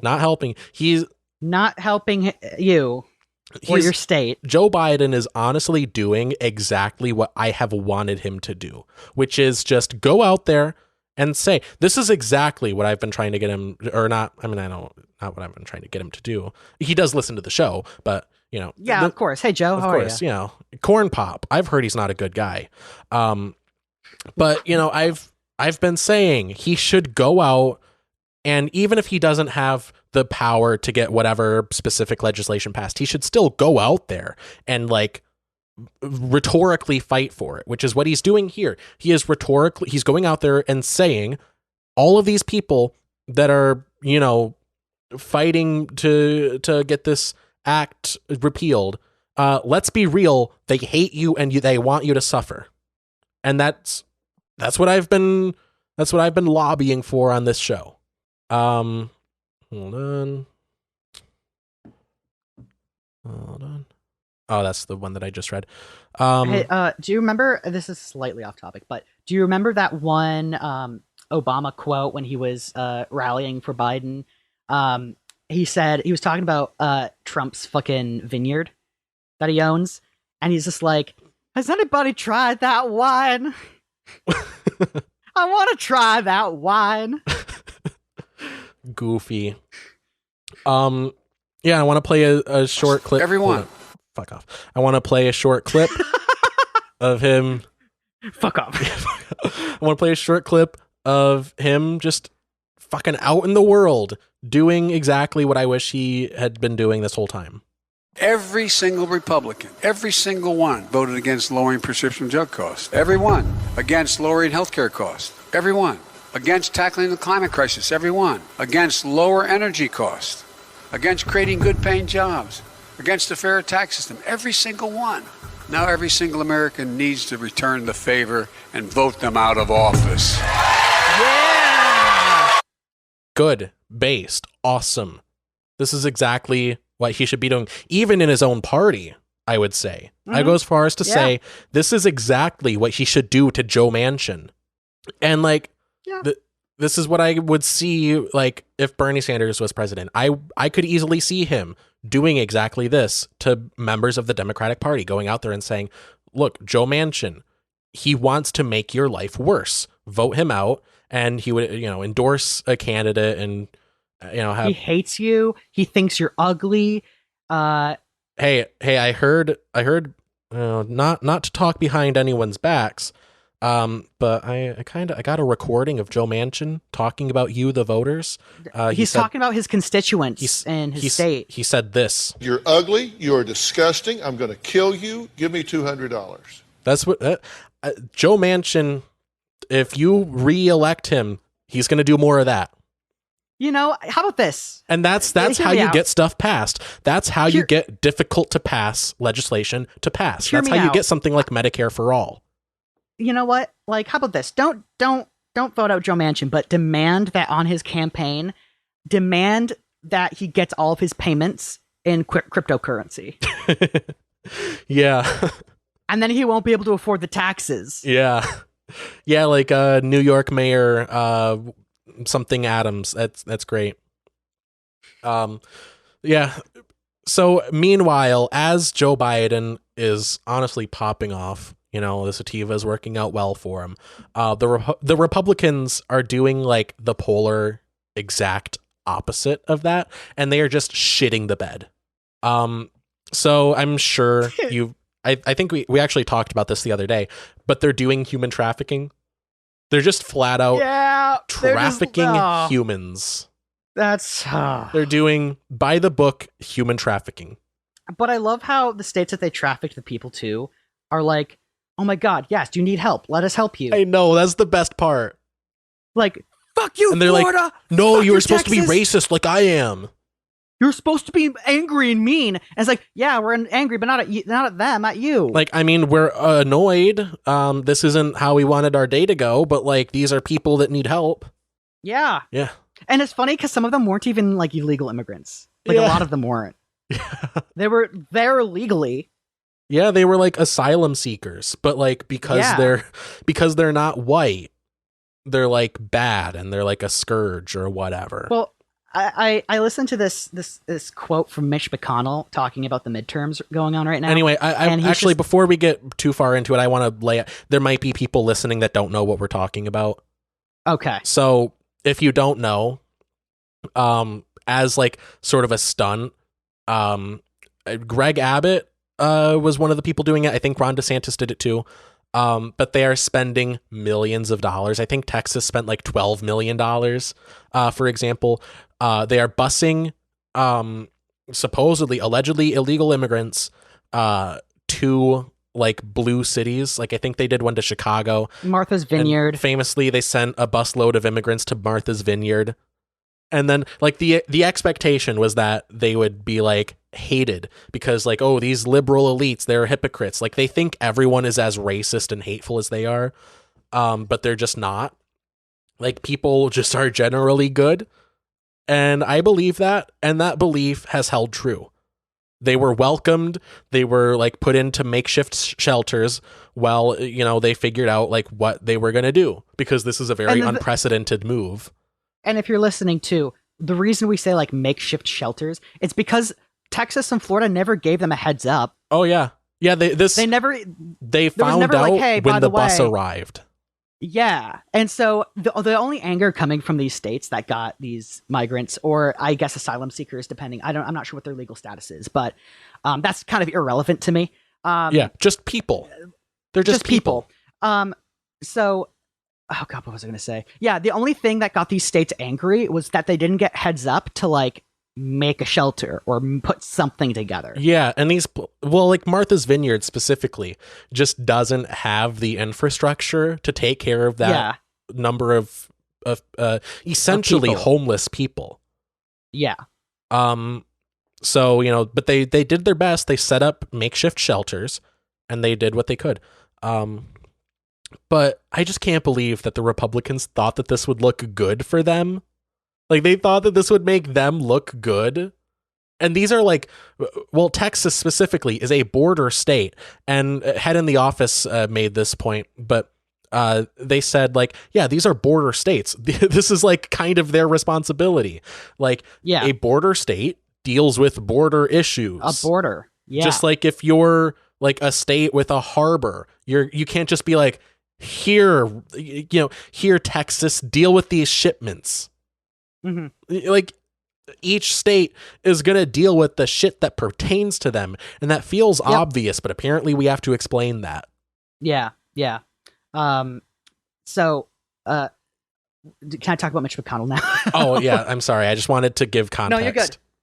So, so the midterms are coming up, and some polls, and I would be a little hesitant because it's showing the same trends that the 2016 polls showed about Democrats. But regardless, some polls are showing that the Republicans are doing pretty fucking awful in the midterms. And Mitch McConnell had a little quip to say about this when someone asked him. He said, this isn't verbatim, but it was something to the effect of, we didn't choose the candidates. One of the issue with the candidates is their quality. They're not very good quality candidates, mainly because we didn't choose them. Mm-hmm. What he's kind of cloak and dagger saying is, yeah, Donald Trump chose these people and they're not good people. Yeah. Yeah, it's great seeing the civil war in the Republican Party between the Trump Kool-Aid drinkers and the people that are just trying to get, tax breaks for corporations. Well, the scary thing is, though, a lot of the super Trumpy candidates that are running for the House and Senate, they're going to refuse to concede the election. Yeah. Which, this is why presidents have never refused to concede elections. Yeah, because, you do the peaceful transfer of power. It's like saying the N-word at a family dinner. You just can't unsay it. Yeah. And it's like, sure, physically you can, but you really shouldn't. And if you do, it makes everyone's evening a lot worse, including yours. It makes it, unless something is actually concretely done to establish that action was wrong, it gives precedent for any candidate to be like, well, they didn't concede. Yeah.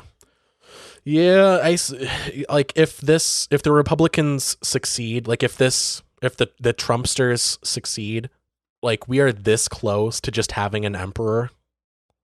Yeah, but I mean, Democrats will probably hold on to the House. Yeah. The Senate, I think, is more of a toss-up. But saying it's a toss-up is a great improvement before a couple months ago, when they were like, yeah, the Republicans will take the Senate. Yeah, that's why it's extra good that Joe Biden is doing good things. Not just because it's good to do good things, but also because Democrats kind of need to win, or else we have an emperor. We are dangerously close to having an emperor. Kind of.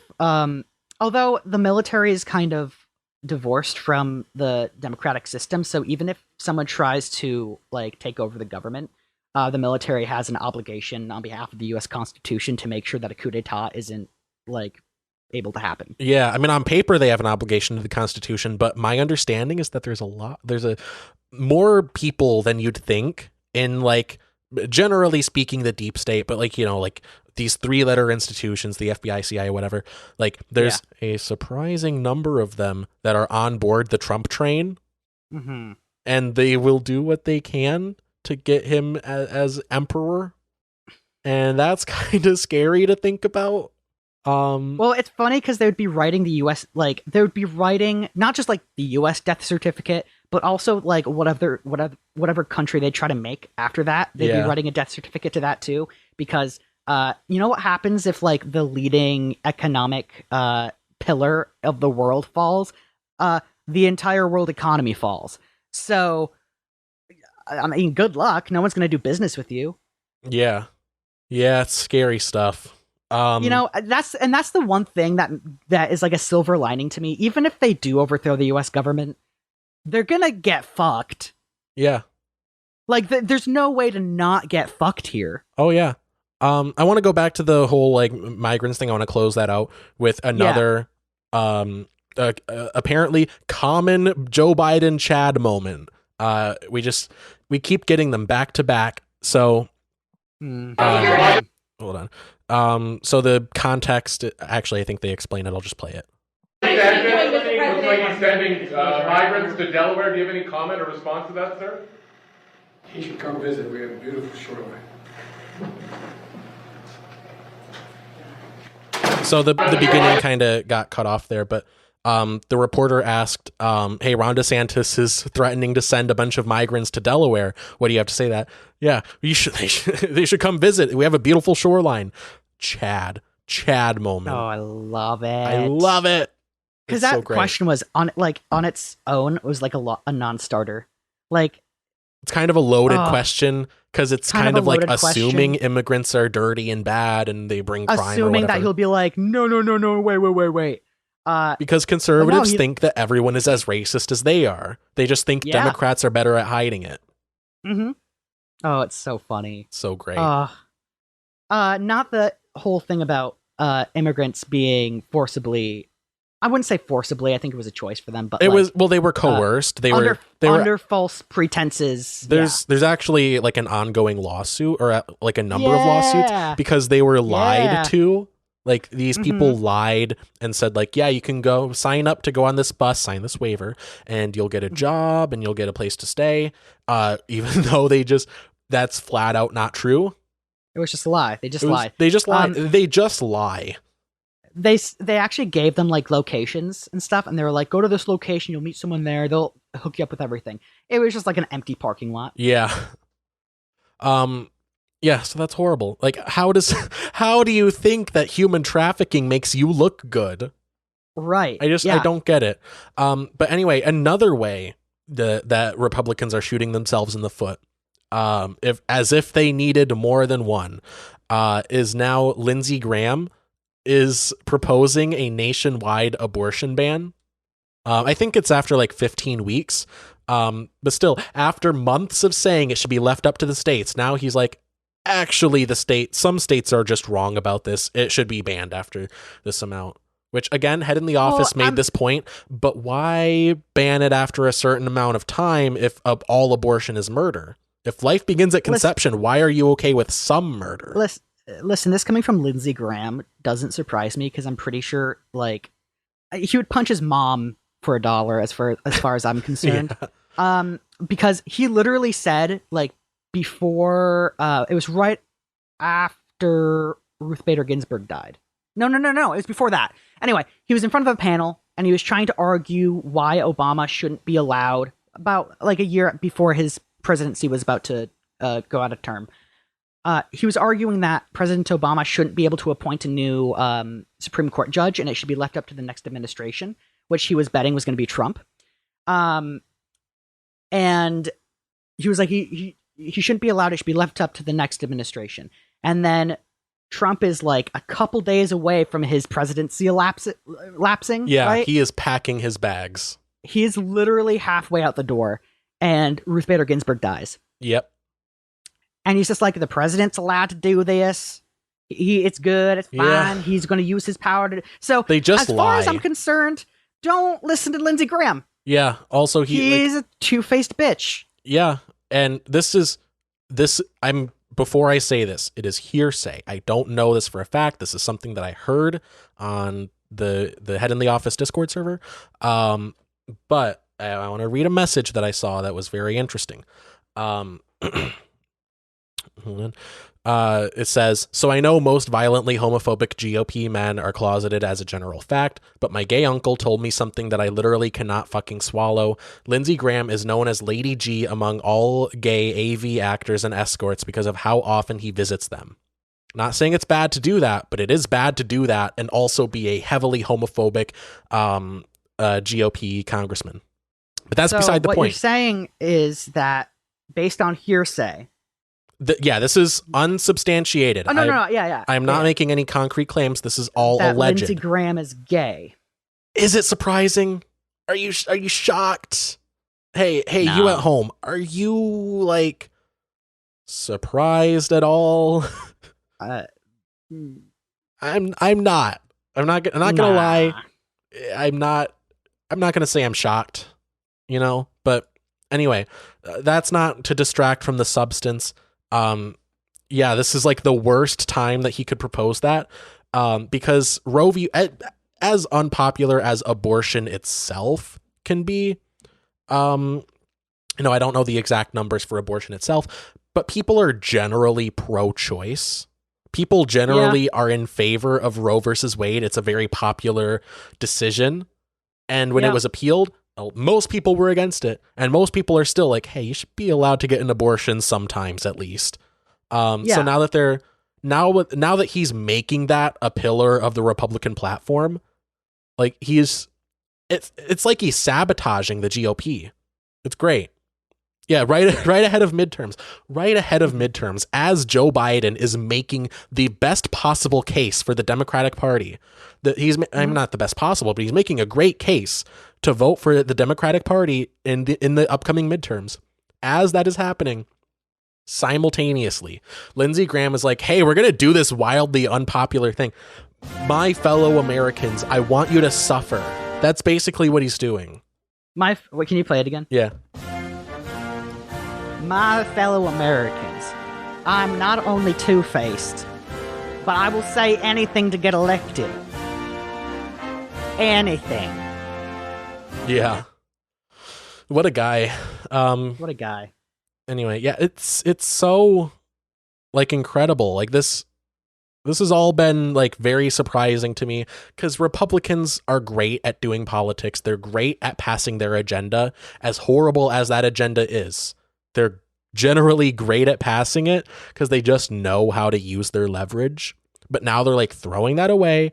And Democrats who never use their leverage, who never do anything worthwhile, are now like doing a string of good things when any one of these could be enough to get them through midterms. Yeah. It's like we're in the Twilight Zone. Well, I mean, normal American politics is like living in the Twilight Zone. Now it's like we're out of the Twilight Zone, and it feels like we're back in the Twilight Zone. It's like we're in the Twilight Zone, but it's like opposite day. Opposite day within the Twilight Zone. So like everything's off, but it's kind of right. Like everything's off, but it's almost comfortable. Yeah. Like good things are happening, but it doesn't feel like they're supposed to be. Yeah. I would say that's accurate. Yeah. Anyway, we touched on the railroad strike earlier, and this is the last thing that I want to talk about in the Dark Brandon section, which we haven't even talked about Dark Brandon, which was supposed to be the whole point. To touch on Dark Brandon a little bit, I love that Joe Biden has done slightly more than the bare minimum, and now he's seen as this like dark lord. It's so great. But anyway, so the railroad strike, so the railroad industry, it's horrible for the workers in it. Pretty terrible. Yeah. They get like 30 days off a year. When like if you work a standard like 9 to 5 like 40-hour work week, which is like already bad enough. Like you already get so little free time. You still get like, I don't remember the exact number, but you get like over 100 free days, or like over 100 days off in the year. Like just with like weekends. But they get like a third of that. Yeah. Well, it's not okay. So it's not like really all that bad. For instance, in their offices, at least in the entrances, they actually have like a bowl of candy, and you can take one. Oh, and it's kind of like how in like a corporate like office, you sometimes get like a pizza party instead of a race. Yeah, or like, I don't know, like time off and the ability to see your family. And yeah, I mean, not for railroad workers. They don't get that.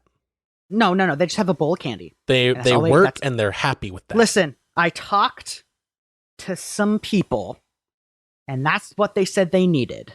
Yep. So anyway, like the railroad workers have been like obviously like very like discontent, like very fucking pissed about their working conditions and their hours. Is an apt description of their feeling. Yeah. Not only are they working ungodly amounts of hours, but also inconsistent hours. They hardly know when they're going to be working until they're working, basically. Yeah. And they have like, well, I mean, the union was fighting to get like the same healthcare plan, like to just keep their healthcare plan because the companies were gonna like downgrade them. They were like, can we just keep this healthcare plan? And also the unions were like, can we have just a little bit of paid time off to see the doctor? Yeah. And we ended up, the White House ended up negotiating a deal. The Secretary of Labor sat down with the heads of the railroad companies. I don't know if union representatives were there, but they negotiated what Ben Shapiro called a sweetheart deal. They get 1 paid day off. I think they get a slightly better healthcare plan. They get a 24% raise, which is good. I will give it that. That is good. That's pretty awesome, actually. But if you don't have time off to spend it, like, what's the point? You know what I mean? And then, but here's my main concern, though. Like with this, like how are the railroad companies going to survive? Oh, of course. I mean, they're only making like $1 trillion in profit. Like, are they going to make it through the winter? Do they need donations? Yeah. Can we set up like a Patreon for the railroads? Yeah, a GoFundMe. Yeah. Not for the workers, for the company. And the railroad industry is a very thriving, bustling market. There's all these new mom and pop railroads popping up. Of course, we always see them. I started my own railroad this morning. We totally have gotten new railroad companies in the last 150 years. Yeah. No, but like, yeah, the unions were also like, or the deal that ended up coming about was the companies were like, okay, we'll go less hard on you if you take off some unpaid time off to see the doctor. But like, I don't think there's any legal mechanism to enforce that, so it's kind of just their word. Mm-hmm. They're like, I promise I won't punish you that much if you take some unpaid time off to see the doctor. Mm. And it's, as of recording, it's still a developing situation. The unions were gonna go on strike, but then this tentative deal was put together, so they're gonna vote on it. They're going to decide whether or not they want to accept that deal, which I don't think they will, because it's kind of probably a shit deal. Yeah. I think what the White House was trying to do was like, even if they have to take time off to see the doctor, and even if it's unpaid, the raise would at least make up for the unpaid time off. Yeah. I mean, it's better than not getting a raise. But like, still, it's a matter of principle. Yeah. Yeah, when you work that much and do something that's so critical to the U.S. economy. Yeah, we're the only major industrialized country that doesn't require like a minimum amount of paid time off. Well, if you like Europe so much, why don't you marry it? Yeah, no, I would never go to Turf Island. Anyway, yeah, so it's still developing, but it could go a number of ways. Actually, as bad as this deal was, it was still good enough that Fox Business ran a segment, and Secular Talk did a video about this. They did a segment talking about how horrible it was and how little consideration they had for the railroad company. He took off his headphones, took off his glasses, gave his eyes a little rub. Now his headphones are back on. Yeah, I was masturbating. Oh yeah. Fox Business did a segment about how horrible and it's communist and it's CRT that he did that. But yeah, I depending on how it goes, if the unions decide, I don't mean to sound racist here. So I'm gearing up. Do not know where this is going. I don't mean to sound racist, this does but not have anything to do with race. So I'm very scared. When did race have to do with any of this? Oh, he baited me. Like, no, actually, because sometimes I for instance, I have a class that's for argumentation. We're talking about abortion, and there was one picture that they showed, and she was like, "What's wrong with this picture about abortion?" And it was a black little girl in a dress, and it was the most dangerous place for I think it was black children to be is in the womb. Or something like that. It was that against feels abortion. Gross. That feels icky. But I don't know what they're trying to say with that, but it feels very racist. Yeah, and I was like, what does race have to do with it? And like the teacher pointed out, there are socioeconomic reasons that like African American women tend to get more abortions than like white women. Well, yeah, because like black people are more likely to be impoverished because of our history of white supremacy and racism and like slavery, chattel slavery that kind of prevents you from gaining wealth. Exactly. So that's where that whole thing came from of me being like, don't mean to be racist, but what does race have to do with this? Yeah. So anyway, the railroad workers are going to either accept this shit deal or reject it, go back to the drawing board. They might still end up going on strike. It's kind of up in the air. But if they do go on strike and Joe Biden ends up breaking up the strike, you know, doing some subtle union busting, casual union busting, that might kind of ruin his reputation. That kind of might ruin everything that he has set up. At least, like, in my eyes, like, and in the eyes of people that are similar to me in belief. I bet he went to the head of the union and was like, hey, can you just accept this deal until the midterms are over? Yeah. Please. For me. I will be on your side all the way. Just say yes for now. Yeah. Yeah, and the general, like, sentiment among, like, lefties on Twitter is like, yeah, this railroad thing, you know, if Joe Biden, you know, fucks this up, it's kind of the end of the Dark Brandon meme. Yeah. Like, if you do this, it will ruin everything else that you've done. Pretty much, yeah. And just for the sake of keeping the Dark Brandon meme around, Joe Biden, I know you're listening. Don't fuck this up. I know you seem to be generally on the side of workers. Just stick with that. It's good. Don't listen to Fox Business. Yeah. Yeah. Yeah. Yeah. Yeah. Well done. I have too many pages of sound pads. Yes. So I anyway, concur. I love the Dark Brandon meme. Anyway, we watched a movie this week. Yes, we did. We watched Twilight New Eclipse. Twilight, the one where there's no moon anymore. It's Twilight blocked out. the Third. Twilight the Third. And then next week we're going to talk about Twilight Ever After. Twilight Ever After. So this is we're watching through the Twilight series. It's Gavin's first time seeing them. So what are your first impressions of the third Twilight movie? That bad, huh? It's so bad. It's so fucking bad. I will say this is the worst one so far.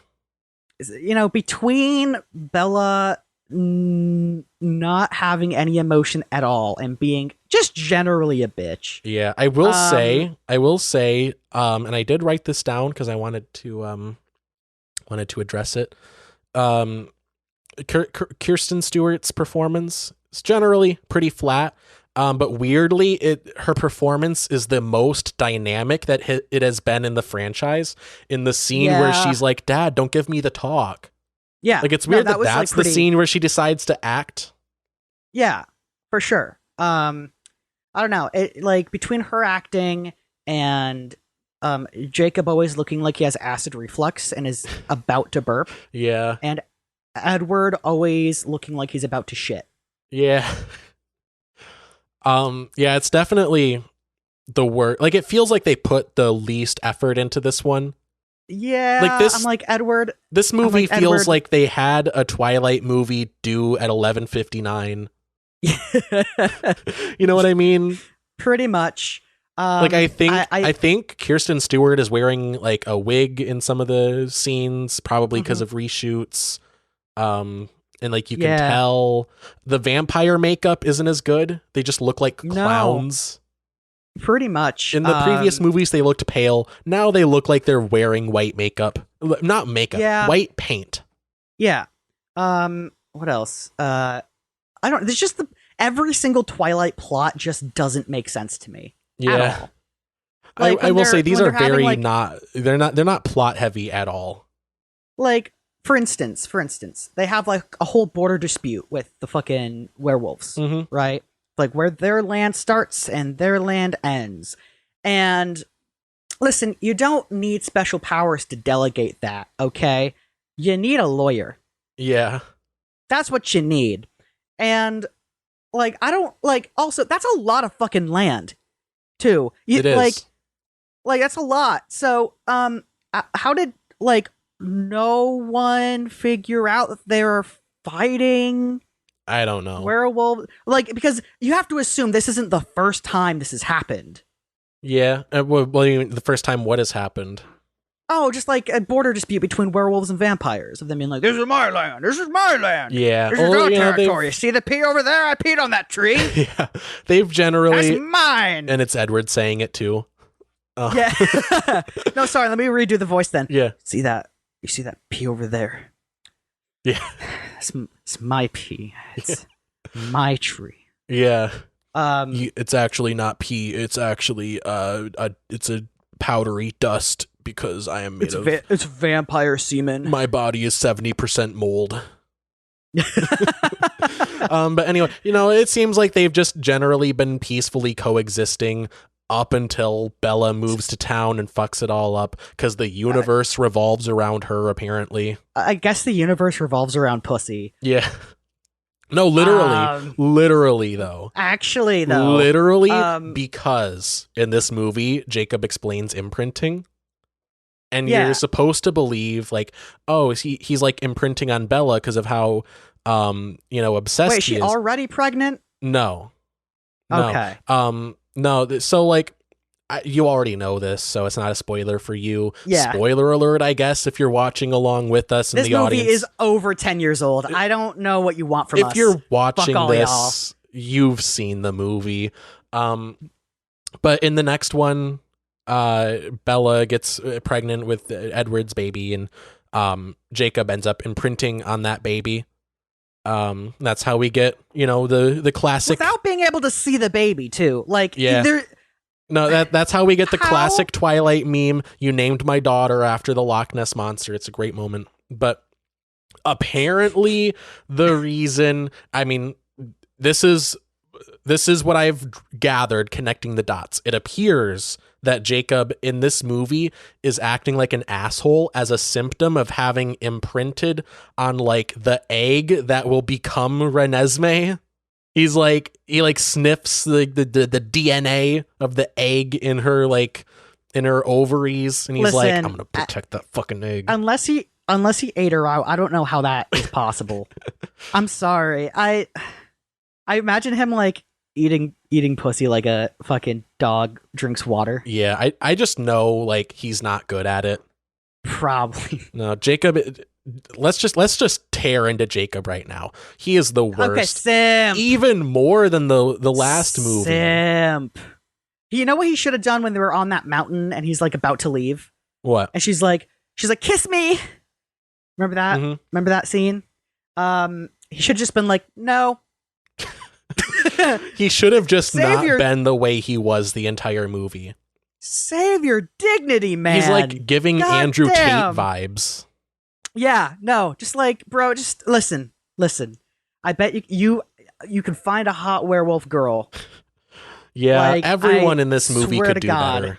better. Actually, yeah, but like he's so entitled. Like Bella owes you nothing, Jacob. No, remember when he forcibly kissed her? Yeah, he committed sexual assault. That's rapey, not literal rape, but that's unwanted sexual advances. Yeah, and I don't want to sound like I'm victim blaming. But Bella really shouldn't be giving him mixed signals the way she does. Where she's like, listen, I'm with Edward and that's that. And he like doesn't accept that. But then later on when she finds out that when Jacob finds out that she's engaged to Edward, he's like, how could you? Like she owes him anything. But when he finds out, he's like, how dare you? Together. How dare you? And she's like, oh no, it's okay. I was just kidding. I actually love you, Jacob. Please don't abandon us in this battle coming up. Like, you should stick Joe to your Biden guns. To the rail workers. Yeah. Yeah, she shouldn't be sending him mixed messages like that because he is a very impressionable young man. Yeah, I mean, also, I think Edward is kind of a dick too. Like when he's just like, stay in the car, and she's just like, no. Well, here's the thing with that. Here's the thing with that. He says, this is what he says. If I ask you to stay in a car, if I ask you to stay in the car, would you? And then he gets out of the car. She was like, no. He gets out of the car, and Bella follows him, and he's like, guess not, huh? You didn't ask her. You didn't give her time. You didn't say respond. Simon Says. Yeah. And then, but okay, that was kind of fucked up. But like, also, even regardless of if Bella is or is not a vampire, it's none of Jacob's business. It is none of. I mean, he's kind of right. Like, she shouldn't rush into it, but that is not his decision. That's not your business, bro. You're not privy to that information. Yeah. This ain't the fucking, fucking, what is it? Freedom of Information Act? Yeah. Are you shitting me? I'm submitting a FOIA request to figure out if you're really into Edward. Even then, he lives on a reservation, so I don't think he even has the ability to do that. Yeah, I don't know. The one positive thing about Jacob in this movie, though, is the music cue that plays when he is introduced for the first time. They like go to the school. They pull up, and Edward's like, "Oh, look, it's Jacob," or whatever. I don't know how it happens. But then, look, it's Jacob or whatever. But then, like, cut to Jacob. He turns around, and then there's just this like obnoxious music cue. It's like, boom. It's so funny. It's great. I think it was so bad that I have selective amnesia. Yeah, I think it like somehow like gave you brain contusions. Yeah. But anyway, But okay. So beyond him being like, if I asked you to get in a car, would you? And then like not letting her respond, and then getting out of the car, and then she gets out, and he gets a little salty, and then Jacob comes up and he's like, I just wanted to check to see if you changed. And like beyond all of those red flags, right? Bella, don't get on his fucking motorcycle. Yeah. Yeah, I mean, she should be allowed to be friends with Jacob still. Like, they obviously care about each other, like on a friend level. All right. Yeah, all right. but like, have you? All right, let me lay this out. Okay, she should be allowed to be friends with Jacob. Now, that being said, Jacob is not okay with just being friends. So at that point, kind of keep your distance, because he's clearly not over you. And if you give him an inch, he will take a mile. If you give him a millimeter, he will take a kilometer, if you will. Okay, like, if you give him any attention, he's going to be like, oh, she's actually in love with me. So at that point, you kind of got to not get on his motorcycle, like you said. But, what was I saying? Have you played the Stanley Parable? I'm familiar with it. So you understand the whole thing where like the narrator kind of like guides you through it. Yeah. And then Stanley opened the drawer. I said, and then Stanley opened the drawer. Right. Or like, if I said to stay in the car, would you? No. It's like Bella is playing the Stanley Parable, but each time, and then we can't hear the narrator, but like each time the narrator tells her to do something rational, she does the opposite. Yeah. Yeah, Bella is the worst in this. Like, and then Bella let him go away without asking him to kiss her. Yeah. And then because it's no, Bella, no, don't do it. I think at some point the narrator would just be like, listen, and then she just did whatever she wanted, I guess, apparently. You know what? I don't get paid enough to narrate this shit. And then whatever. You're not going to listen anyway. Do you want to hear what I have to say? Do you want to hear what I have to say? Do you even care, Bella? Do you care about your own safety? You know what? Fuck it. Where's the newspaper? I'm going to check out. You just do whatever. I don't... Yeah. God damn it. The one, another, I guess there are two good things about Jacob. One, the obnoxious music cue. And two, I actually do kind of like the scene in the tent where, Bella's asleep. Jacob and Edward are like talking it out like bros. They're kind of laying out their shit. I liked that. Well, I liked how Bella was like clearly becoming hypothermic. Yeah, she was like about to die. And it's great because like, having a shirt on Jacob would actually warm her up more. Yeah.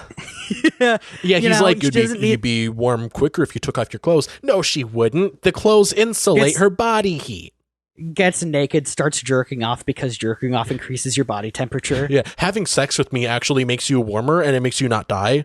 And it also makes your skin clearer and it clears up acne. And also, if you get pregnant, you have to stay with me. And you'll also make more money, and also you'll have better luck, and everyone will love you if you have sex with me, or at least touch it. Or at least touch it. No, I like that scene though. I like that scene where they're like laying out their shit, and they're just kind of being bros, and it's like, yeah, if we weren't in this exact situation, I could see us being friends. Well, one thing I really liked too was at least this amount of continuity of like Edward not having to wear a jacket because he's literally a walking corpse. Yeah. Yeah, Does he freeze? Does he freeze? Of the Why two. doesn't he freeze? Well, I guess he could freeze, and like the temperature and the moisture could fuck him up, kind of like how potholes form when it gets cold out. Do you think he gets potholes? I don't know. I just imagine him injecting himself with antifreeze. Yeah, he has to like put it on like lotion. Yeah. No, he's just like, he has a needle and they're like, what are you injecting? Antifreeze. But out of the two of them, Edward is the one that doesn't need to wear a shirt because he doesn't have to maintain a core body temperature. Meanwhile, Jacob is a living creature, but he never wears a shirt. That's a fair statement, actually. Yeah. And I didn't even think of that until just now. Yeah, but I like how Jacob is like, she's hypothermic. She's gonna die if I don't warm her up, and she's gonna die if I don't have sex with her. And he's like, "Don't do it." And he's just like, "No, actually, though, she'll die." So, back up. I just imagine if instead of that line being said by Jacob, it was said by the dude who voices Bob's Burgers. It's like I have to warm her up because she's dying of hypothermia. And Edward's like, don't, she's my girlfriend, she's my fiance. And he's just like, no, she is actually dying, and if I don't do this, she will die. So I'm gonna do that, and you figure out what you need to figure out. I'm gonna warm her up real quick. That fits unreasonably well, I think. With Bob's Burgers? Yeah. Like with that voice, just that like intonation. Just very matter-of-factly, like, okay, like all beef aside, like this is kind of vital. She is dying. Like she is my brother in Christ. She is dying. She is dying. Yes, am I gaining something from this? Technically, yeah. Yeah, I'm getting a bone. Like, not gonna lie, I am hard. I am like 75% chub. Just at the thought of this. Yeah. But anyway, we've gone off about this too much. Shit. What a simp. Yeah, I'm sorry, what a simp. Well, he literally has, and I think I texted you this, he has a biologically hardwired simp gene. Has to. I don't know how someone has such like an evasion. I mean, that's what imprinting is. It's a biologically hardwired simp gene. Like, I don't know how someone has such a dissuasion from fucking being dignity, like having dignity. Yeah. It's called being horny. She told you she was engaged. Yeah. Just be normal. There wasn't. She didn't even beat her on the bush on it. She wasn't even like, yeah, we're thinking about, we have plans. She was pretty firm. She was pretty like, no, we are committing to a relationship endowed by God, even though technically he's the living dead. But yeah, I don't know. Endowed by Satan or something. I don't know. Endowed by Cthulhu, I guess. Something like that. As far as I know. Endowed by the Volturi. I don't know. You know what? The state would recognize that. So, like, yeah, he has papers. I mean, they're fake papers, but they're papers. Yeah. But anyway, moving on. I feel like the Cullens got less play, even though we know more about them now. Like, they are in the movie less, and in the other movies, I have had. At least I've been able to praise the movies for how great the Cullens are and how just pleasant they are as a cool as a parents. presence. Yeah, it's a great family, but they're like sidelined, kind of, except for like their exposition backstories. Yeah, which are cool. But I guess. okay, Listen, I don't trust the dad at all. I don't. Each time he's just like, we know what we're doing. We can handle this. And each time the situation falls to fucking war. Yeah. He's trying his best. Is he? Is he though? I want to think he is. Are you sure? I want to believe he is. I don't know. I'm like, bro, get a lawyer. Just get a lawyer. Just get a lawyer. Yeah. Bro, just get a lawyer. You're a doctor. You're a doctor, not a lawyer. This is the movie where we find out that Jasper is a Confederate soldier. What do you think of that? Way down south in the land of traders, rattlesnakes and alligators right away. I wanna walk up to him and start singing that. Abraham Lincoln said you can't have slaves, and he said this. What rules, you sons of bitches? No, I just think it's funny that like Jasper is the one that suggests raising an army to fight the bad guys. And I just kept expecting him to be like, Bella, I was in an army once. A pretty cool army. You know what we were fighting for? States' rights. Don't ask what their right was, but we were fighting for states' rights. I'm really happy Edward chose a white girl. And that army will rise again. It was a lost cause. They needed us anyway. Oh, fuck. Yeah, it's great. I have some friends in the KKK. I'm sure I could get them to help us out. I don't know. I think I asked this last time too, but do you think he learned from his ways? Do you think he's like, I was wrong, quite frankly, to put it simply. I was really wrong. Sorry. If I could speak for the Confederacy, I would say, damn, shit. I don't need to eat, sleep, or work, but I still work, and I donate my paychecks to the NAACP. I do mutual aid and praxis. I voted for Obama. Or do you think he's like full on Civil War lost cause? Do you think he's still like in it, but he's like, I voted for Obama, so I'm not racist? I feel like he knows what he did was wrong, but he's still like trying to dissuade any personal responsibility. I voted for Obama, but I donated to John McCain. Listen, I don't agree with the Confederates, but hear me out. Listen, we were boys trying to protect our farms. It was about heritage, not hate. It was about heritage. It was about the heritage of owning people. You can read my book about it. I'm trying to put these in public schools. They are doing critical race theory. I got an Wokeness endorsement has from gone Governor too far. Abbott. I got an endorsement from Governor Greg Abbott. I just know that Jasper, like, if he was like found out by the world, like if they found out like 1, vampires are real, and 2, one of them is a Confederate soldier, like I know he would instantly get a Daily Wire deal. Oh yeah, no, Ben Shapiro would be on that. They would sign him on instantly. He'd be like, this reminds me of when I was a boy. No, I just imagine him having like no shame in what they did, because like to him it's a point of pride. Yeah. Right? And so they're like, wow, like people talk about the bravery of the North fighting America's original sin. There's no sin that was committed on behalf of the South. They needed us. They needed us. And he just like brings up some pseudoscience that was made up by some whatever scientist. Yeah, some craniologists or whatever. Or phrenologists. I don't know. They didn't have those kind of ists back then. So like probably just some dude who found a skull one day was like, I'm a bonus. Well, that's what phrenology is. Phrenology it's like the science of like basically just doing racism, but with a scientific veneer.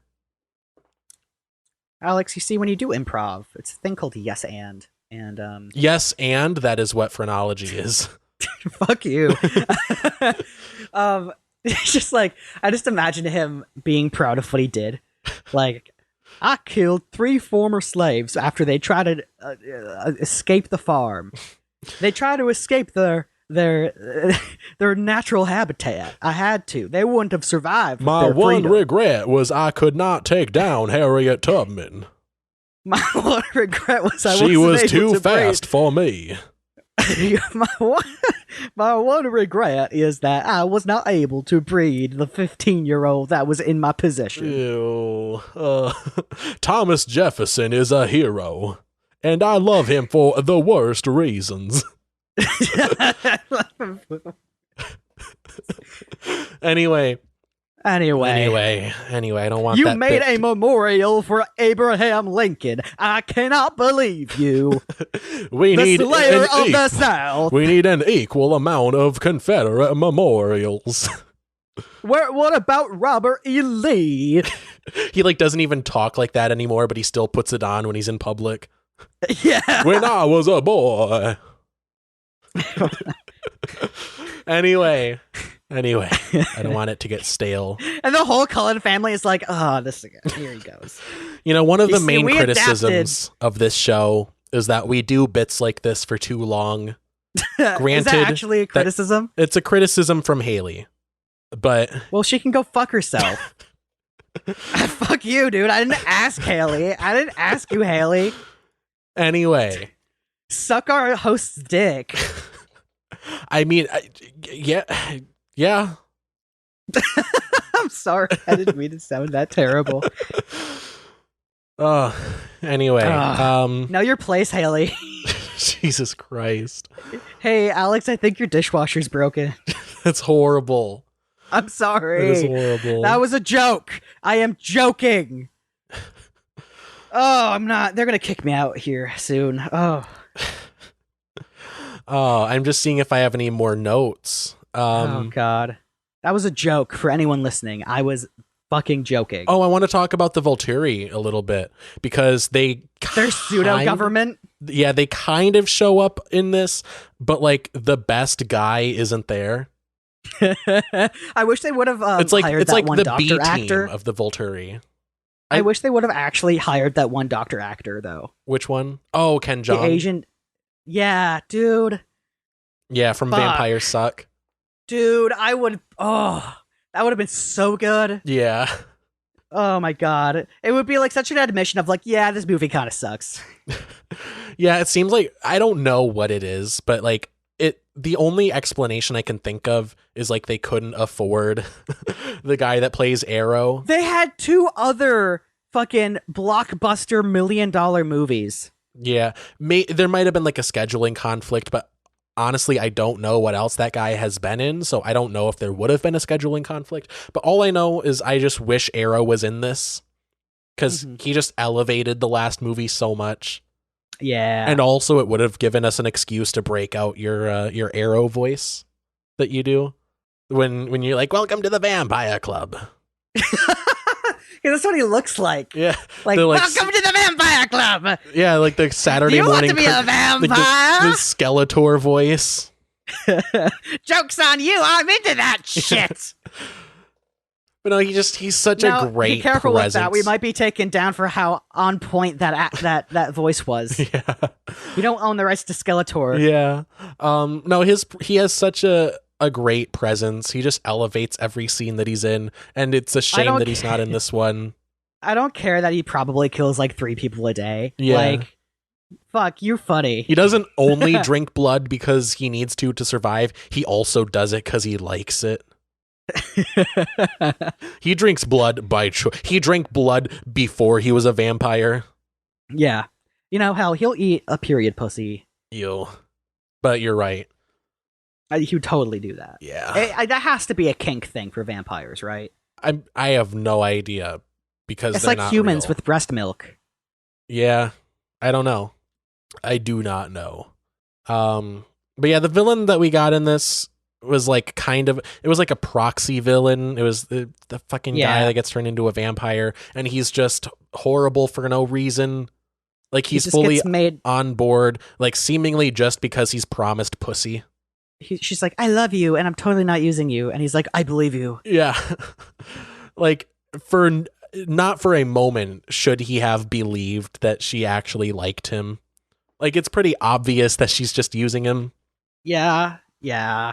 You see, in a loving relationship, when you fuck up, they don't go like, "What the fuck?" Yeah.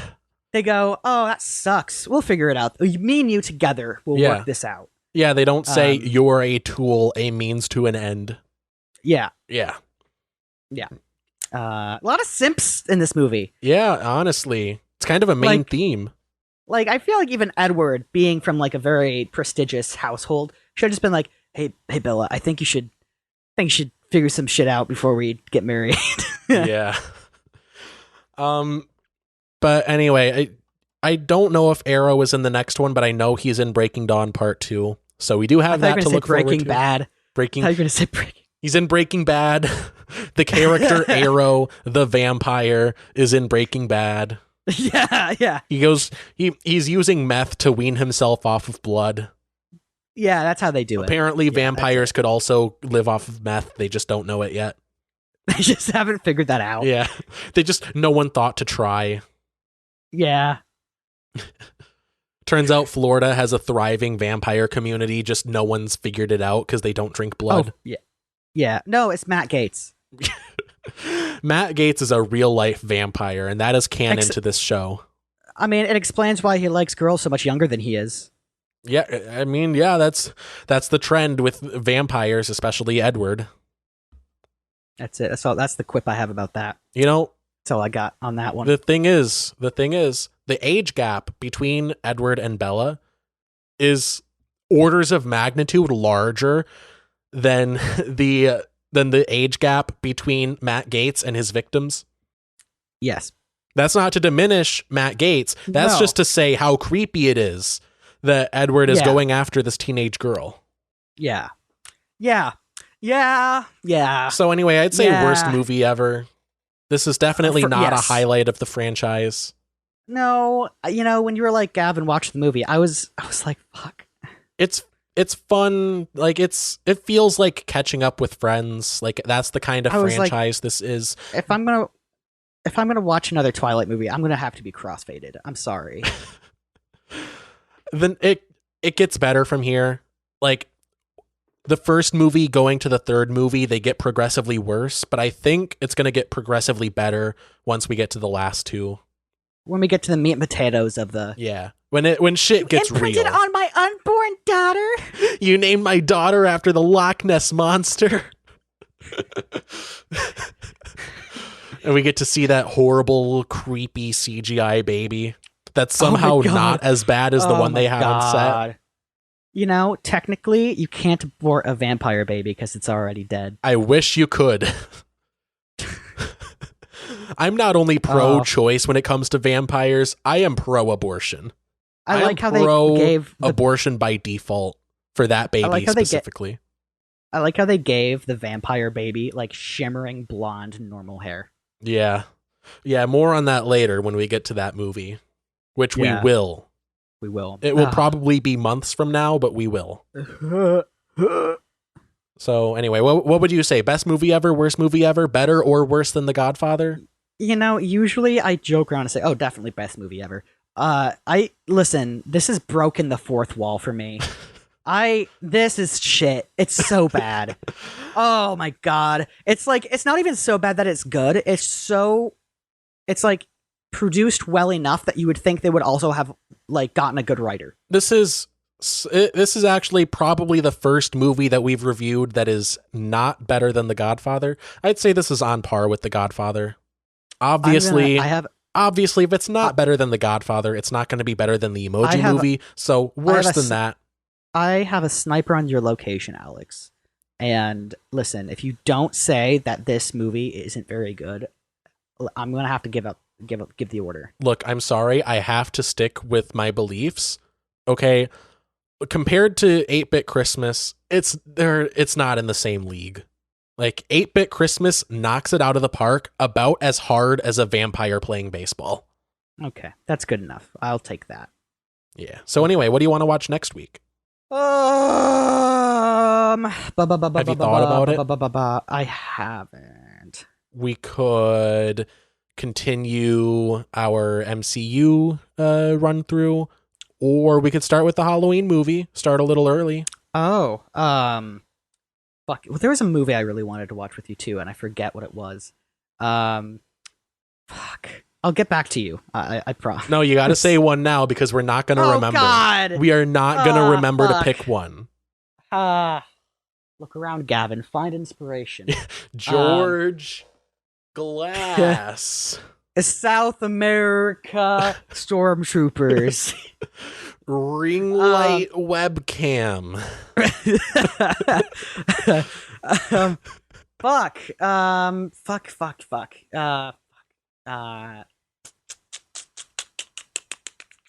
You want to just do another MCU movie? Sure. All right. So the movies that we have left in phase 1 are Incredible Hulk and Thor. I think those are the last two we need to get to. I'll do the Hulk. All right. So 2008's Incredible Hulk starring Edward Norton. Almost Mark Ruffalo. Almost. It almost was Mark Ruffalo. Man, I feel for him, that actor that wasn't in this part, that was pretty Ruffalo. Yeah. You look a little roughed up below. You think if he was an animal, he would be a buffalo, a Ruffalo buffalo? If he was a kind of chips, he would be Ruffles. Oh. Wow, that's... And with that, do you want to get to recommendations of the week? I think if he was a cereal, he would be Ruffalos. That's great. It's kind of a spin-off of mine, but it's still great. It's better than yours, bitch. Wow. Yeah. If he was shoddy at the club, he would get low, Ruffle low. Ruffle got low, whoa. Anyway, recommendations of the week. Yeah. If you have any, add them to the list. I just have a couple this week. So to continue my saga with the Steam Deck, this is probably the last time I'm going to talk about it for a while on the show. But I've been playing with my Steam Deck for a few weeks now, and it's good. That's what she said. Not anything really different, but I bought a dock for it so I can play it on the TV, which is a good experience. It's pretty great. The UI and everything translates pretty well to a TV screen, obviously. The performance is still decent. But I bought the dock from JSaux. It's spelled JCPenney. JSAUX. JSaux. JSO. I don't know. JCPenney. Because Valve hasn't released the official Steam Deck dock, so that's kind of your best option. It's $40 or $50 depending on which model you buy. I think the difference is like the number of USB ports or something. But it's a good dock. It's good for the price. It's basically just a USB hub. So if you want the same experience and you already have a USB-C hub with HDMI out, use that. It's just a PC. So anything that you would use to connect an external display will work. But it's good. And I like that. I can speak to the quality of that specific product. Nice. And then I have a video recommendation. It's How Your TV Settings Ruin Movies. The channel it's from Vox, so pretty big channel. I'm sure you've heard of it. It's basically a breakdown of how your TV settings can make movies look worse. Basically, turn off motion smoothing. If you have it turned on, turn it off. If you don't know, check. But if you have it turned on, it interpolates frames. It basically your TV produces fake frames to make it look like it's playing at a higher frame rate, and it leads to just weird artifacts and stuff. So turn it off. And it also goes over picture settings and whatever. Or if you really want to piss Alex off, turn it off and then turn it back on. Oh my God, I would be so angry if you did that. I would be honestly disappointed in you if you did that, dear viewer. Ooh, that's worse than anger. Mm-hmm. Yeah. You don't want to see me when I'm angry, but you extra don't want to see me when I'm disappointed in you, young man. What do you think Hulk looks like when he's disappointed? He's somewhere between Hulk and Banner, and he's just he's got his head in his hands. Like a green Slender Man. Got his head in his hands, and he's just cannot believe you. Honestly, I expected better, and you've really let me down But he's like in between Banner and Hulk. So he's like, you really let Hulk down. Hulk disappointed. Hulk. Actually, he could say better. you really let me down. He could say you really let me down. Yeah, you really let Hulk down. Hulk sad. You really let me down. Like, it works for his cadence and his vocab. Hulk not smash. Hulk just disappointed.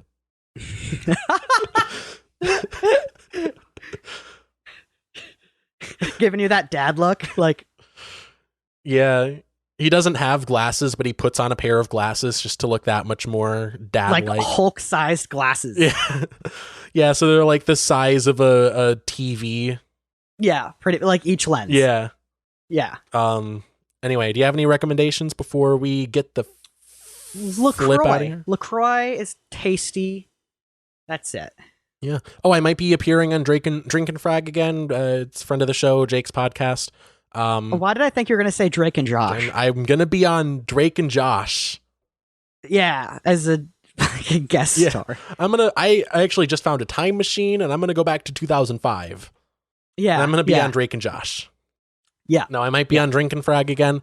And if you check out that episode, I'm planning on, because the theme is like you have a drink with the show or whatever. I'm going to try a Corona beer for the first time. Make sure you get your vaccination first. Yeah, I know. I'm double vaxxed and boosted, so you don't got to worry about me.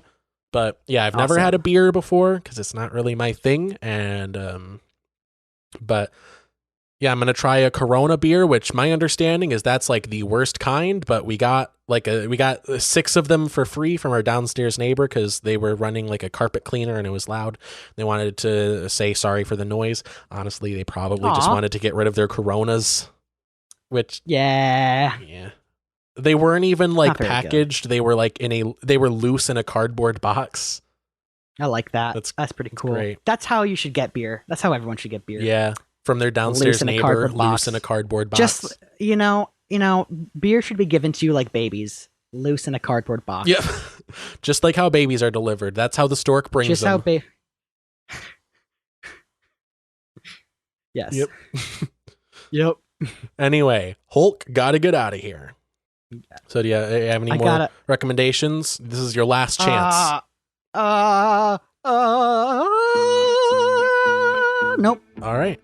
And with that, thank you for listening to another episode of Bold of You to Say. If you liked it, thank you. Like it. If you share it, then share it. If you subscribe, then that's awesome. Share the show with a friend, tweet our episodes, tweet our clips. Our clips channel is linked in the description. I'm trying to upload more to that channel. I know I say that a lot. And if Joe Biden's listening, which I know you are, which I know he is, you should share this with your friends, specifically King Charles. King Charles, if you're listening, I'm disappointed in you. I'm disappointed. Just heads of state, everyone. Yeah. Help us get an international. What if we had like 10 viewers in Europe and they were all the heads of state? They were like, we need to know what direction to take our country. Yeah. And Joe Biden shared this podcast. What if we were the unofficial national security advisors? Anyway, this show is on YouTube again. I started uploading there again. So if you're listening on YouTube, leave a comment because that boosts engagement. And tell us if you liked it. If you didn't like it, then keep that to yourself. All right, deal. And follow me on social media. Don't follow Gavin anywhere. Don't do it. Don't stop it. It's honestly I see you. unwise. Stop it. Wow, and it's the 8th time that we've told you this, and you keep on trying. I'm disappointed. Yeah. Simps. Yeah. Anyway, have a good 9 a.m. through 9 p.m. or official business hours. And let's get out of Dodge. Let's leave. Get the hell out of here. I quit.